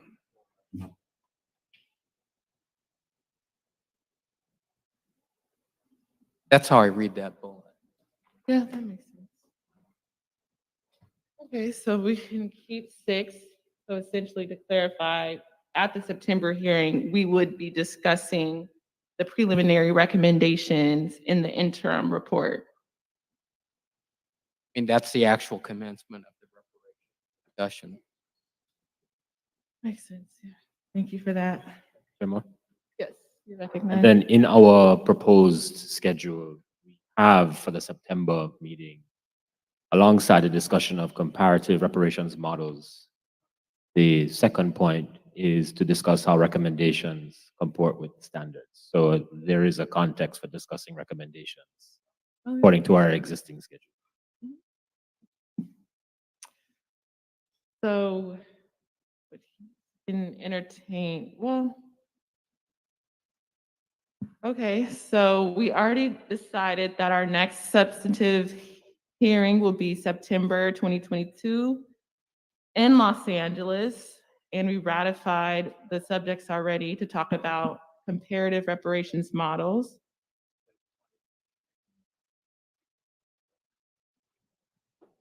Okay, so essentially we already ratified or approved that September hearing. We're going to discuss comparative reparations models, essentially inviting people to discuss domestic and international human rights law, so we can begin a conversation about how our recommendations must comport with international human rights law standards. So, is there any action, any motion that we need to entertain for this? Attorney Brown? Chairman, are you saying that you'd like to add that description from the proposal of the meetings, perhaps in substitute of this discussion of the report? Yes. Okay. So do we need to make a motion on that, given that we already ratified the content for September 22? Yes, you've modified it, what was presented by the committee, the advisory committee. So you would need a motion. Okay. So entertain a motion to substitute agenda item 4, which would have been a celebration of the report and discussion of the report findings, with a discussion on the forms of reparations and comparative models, where we would discuss domestic and international law and begin a conversation about how our recommendations must comport with international standards for remedy and wrongs. Anyone like to entertain a motion related to that substitution? So moved. Second. So it has been properly moved by Member Scott Lewis and seconded by Chair Brown that we would substitute agenda item 4, which would have been a celebration of report and discussion of the report findings, with a discussion on the form of the reparation and comparative models of reparations under domestic and international human rights law. Is there any discussion on the matter? I would just recommend that we give it more than 2 hours. I agree. Expand the time frame.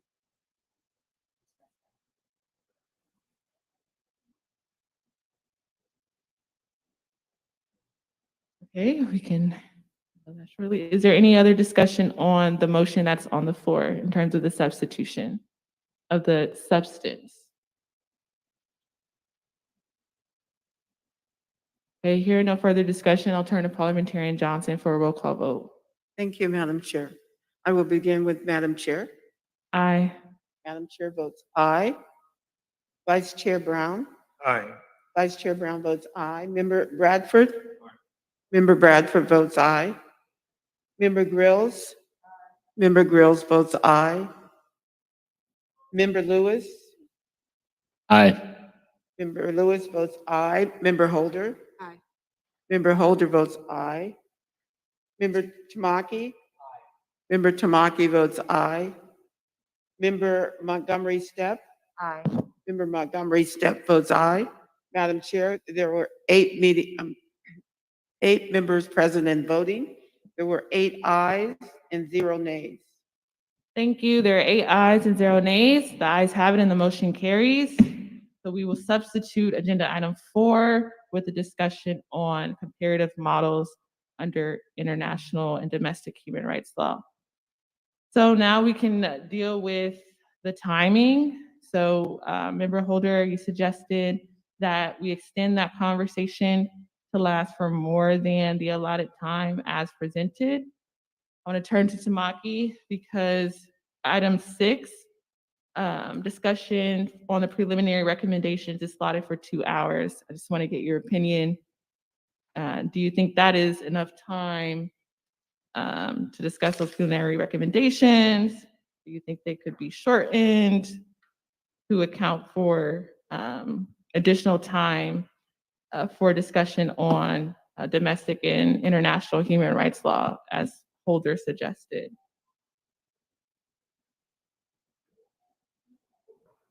Or do you have any alternative suggestions for how to accommodate Holder's recommendation without taking away from the 2-hour discussion for agenda item number 6?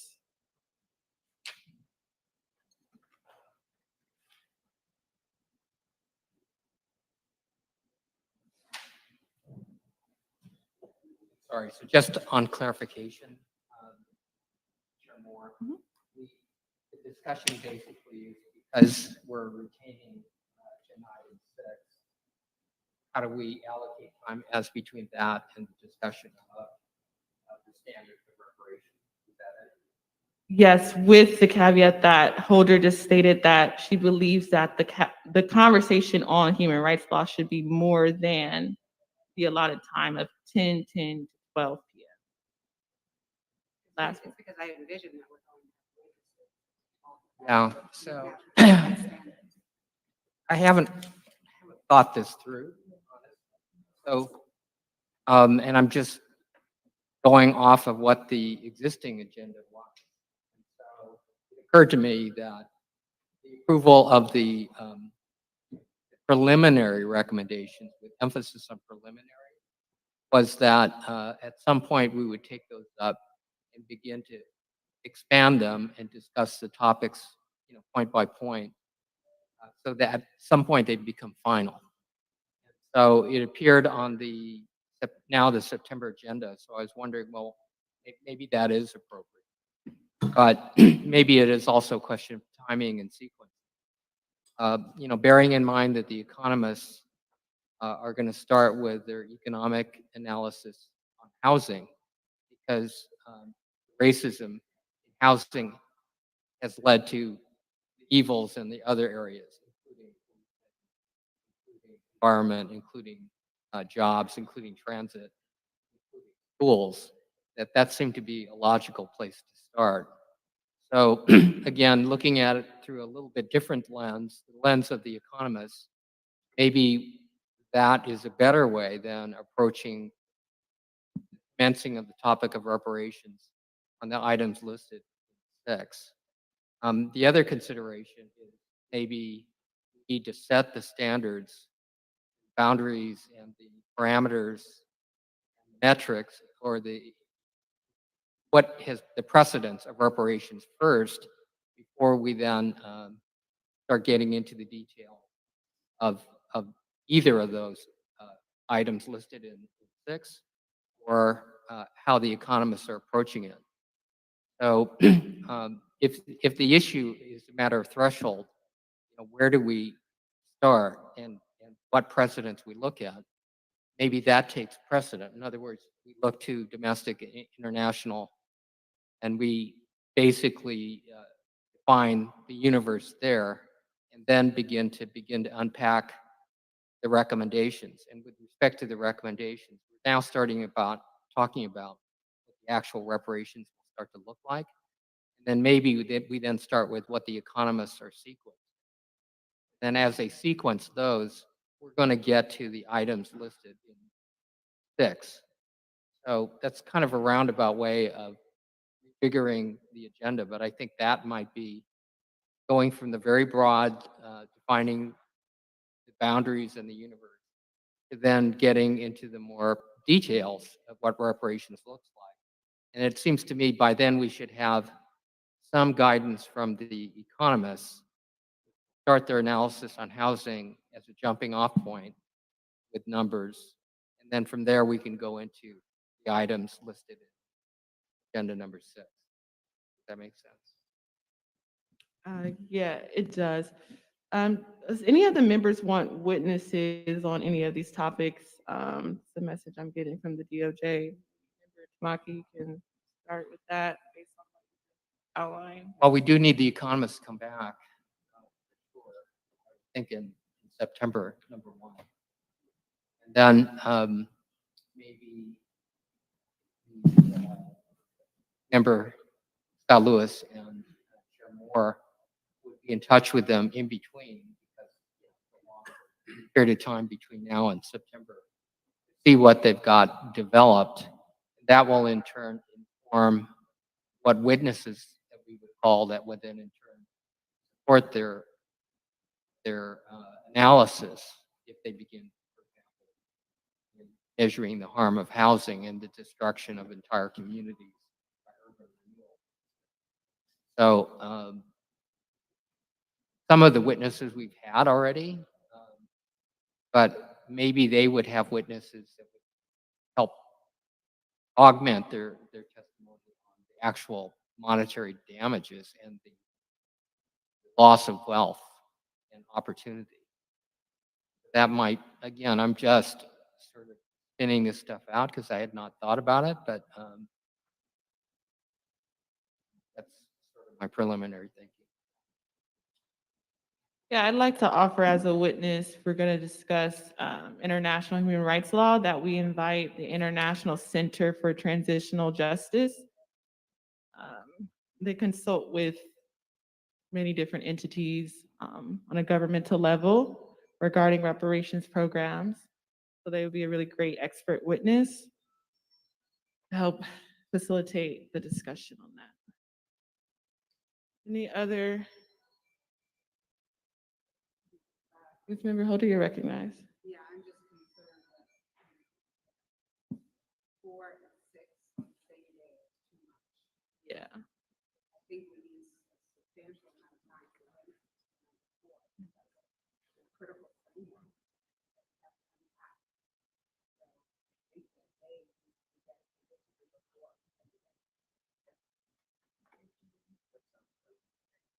Oh, I'm sorry. Okay. Do you want me to repeat it, or?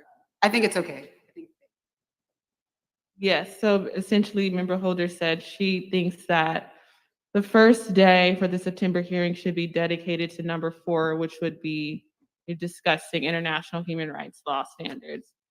And then maybe the second day, we can have a conversation on the scope of work with the economists, the subpoena update, and then a discussion on the preliminary recommendations.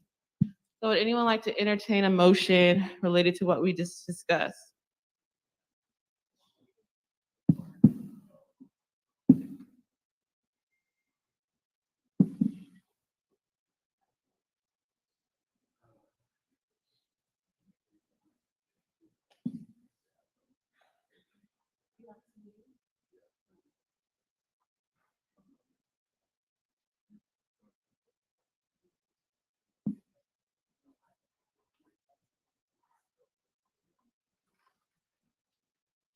Okay, so again, I'll just reiterate what was just communicated by Member Holder. I just want to minimize distractions so we can actually finish this. I think we still have.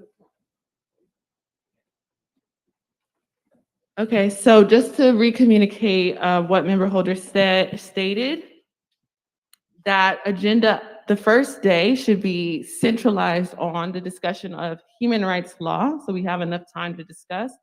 And I think the second day, incorporating what Don Tamaki said, we could invite the economists to speak and then also have a substantive conversation around the preliminary recommendations. So at this time, anyone want to entertain a motion on the September agenda? I'm happy. Okay, great. Is there a second? Second. Okay, so it has been properly moved by Member Montgomery Stepp and seconded by Vice Chair Brown that for the first day of the September hearing, the first day will be dedicated to a conversation on human rights law and international law frameworks for reparations. On the second day, we'll have a day dedicated to inviting the experts, economists to come speak, and then also having a discussion on the preliminary recommendations and the subpoena update, schedule of future meetings, and those things will still remain. Is there any discussion on the matter?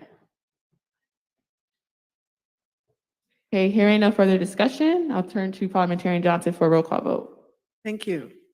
I will begin the vote by calling Madam Chair. Aye. Madam Chair votes aye. Vice Chair Brown. Aye. Vice Chair Brown votes aye. Member Bradford. Member Bradford votes aye. Member Grills. Member Grills votes aye. Member Holder. Aye. Member Holder votes aye.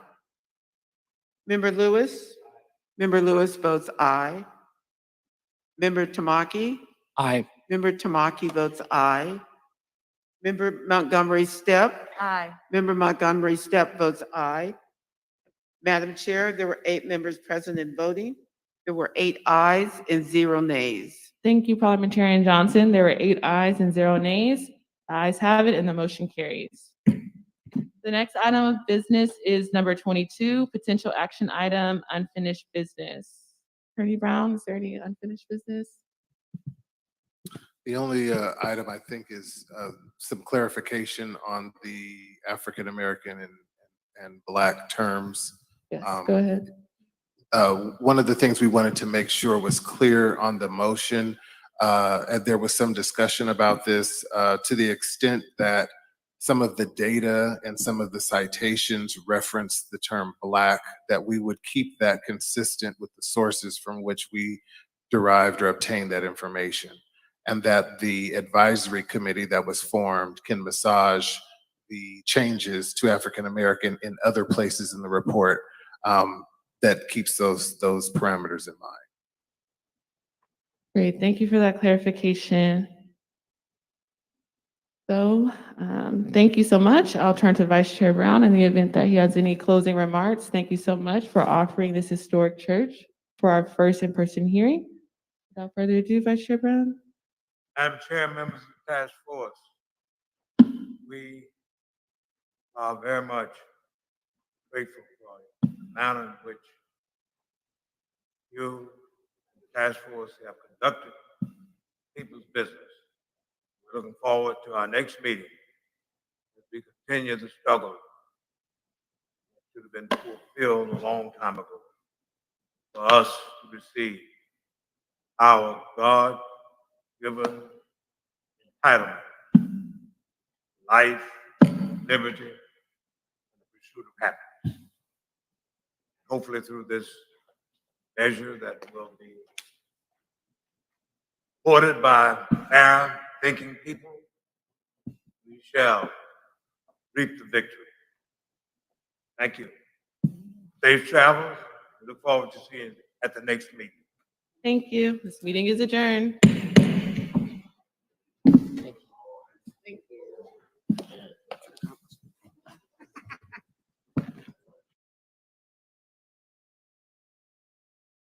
Ooh, child, we got through that, y'all. I'm so tired I can take off running. It has been an incredible 2 days, family. So just a rundown of what's to come. Mark your calendars. I don't have any official dates, but I think, okay, so they're meeting in Sacramento with the interim report. So we will have an interim report in May. Then CJEC and ARC is having their listening session. Check out their Twitter and Facebook. That's CJEC and ARCC. That's coming up in May as well. So Sacramento and the Bay Area will be kind of back to back. If my memory serves me, I think that's what they said. No. ARC and CJEC are up in May 28th, I do believe, Shana Kim. To get more information, visit their Facebook and their Twitter, CJEC, ARCC. They need you to register so they make sure they have enough to feed y'all. You know we love to eat, so make sure you register for their listening session at the end of next month. Okay? Then they'll be in Sacramento in June. That would be the task force celebrating the interim proposals for our reparations. That will be in June in Sacramento, somewhere around the Capitol, June 1 or somewhere around there. And then on Juneteenth, CJAC and NASDLA will be hosting, that's on June 19th in Leimert Park. I'll be out there in support. And y'all need to come on out to Leimert on June 19th for our listening session here in Southern California. The CJAC and NASDLA will be hosting that listening session, June 19th, Leimert Park. Okay? June 19th is gonna be lit. That's Juneteenth festival. So it's gonna be lit down there. I'll bring you the details when I get them. Okay? That takes care of both of our listening sessions. Then in September, the task force hearings are back. Now, I don't recall where they said they'd be, but we got time to get those details down, the date and the location, because they will be live, to my understanding. Hopefully the communications teams will unask that Skrilla so they can properly advertise and have standing room only. They might even be back in LA, but I heard them throwing around Carson too. That's another black city down here. So I don't know. They're using AA because a lot of the studies. Oh, y'all still talk about lineage. Okay. So that's coming up. So y'all mark y'all calendars through September. We need to get the message out. We need this message to go viral. Please share. Please like. We're trying to get to 1,000 subs. Thank you, DJ Segwan, for the constant reminders. Yeah, Carson would be good too. Yeah, at their convention center down there. Anyway, y'all, I love y'all so much. I got to get out here before the sun goes completely down and I lose complete motivation to attack my heel. I thought I was going to be able to come to y'all tonight and last night. I got to move those broadcasts, family. I am usually very spent. I forgot and double booked. I'm usually very spent after these task force meetings. It is very mentally and physically and spiritually exhausting to try to manage work in these task force and my daughter. It's a lot. It's Freedmen life. We overstand. Yes, Leimert for Juneteenth. All right, y'all. So with that being said, I'm so grateful to all of you, my co-host in the chat. Y'all kept it lit all day. I thank y'all for rolling with your sister. And I just thank you, by and large, for supporting my voice in this space over here. I really appreciate that y'all appreciate the firebrand that I bring. I am the Ida B. Wells 2.0. I am Malcolm Misha up in this piece. I nickname myself these things. Well, actually, Travis Johnson nicknamed me Ida B. Wells 2.0. I nickname myself Malcolm Misha. And I love it. Yes, BB, self-care is the best care. I saw Mouthy Megan talking about self-care. Y'all make sure you take care of yourselves. Make sure you hydrate. Make sure you get your rest. Make sure you de-stress and don't let the storm on the inside. We can fight on the outside, but find your prayer, your meditation, and your exercise to de-stress and decompress. It's a lot on us right now, family. But we in this together. I love you, Black and Strong, Easy Acts, as I do all of you.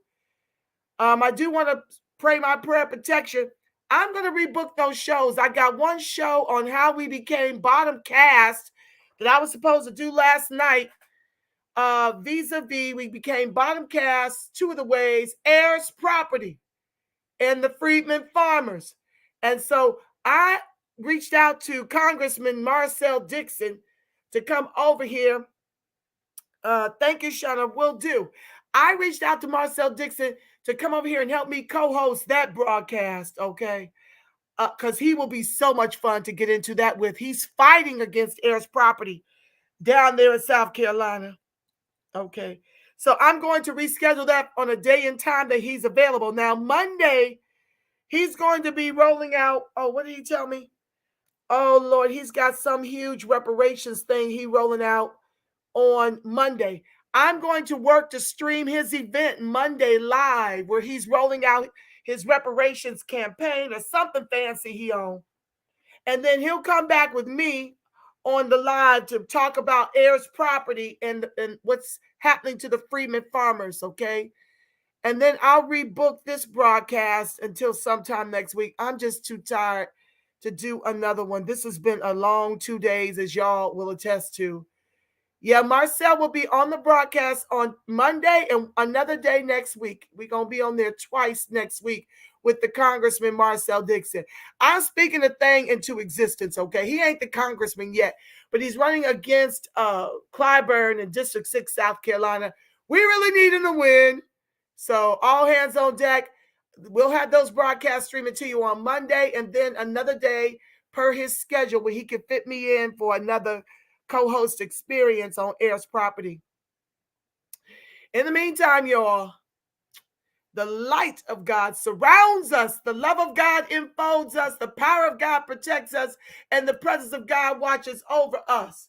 Wherever Freedmen and its allies are, God truly is, because family, you are the face of God. You are the voice of God. You are the body temple of the Spirit of the living God. Lord, that's loud. That's because it's on my Bluetooth. Know that if no one's told you today, family, how much they love you, that I love you. Black, I love you so very strong, family. Yes, I do. Okay? Yes. Oh, where's the rest of my thing? I like it big on my screen. All right, family. Until we meet again, I'm believing for each and every one of you a ton of peace, love, and reparations. I love y'all. Black and strong. Thank you for being here. Please like, share, subscribe. Turn on your notifications, family. I'm out.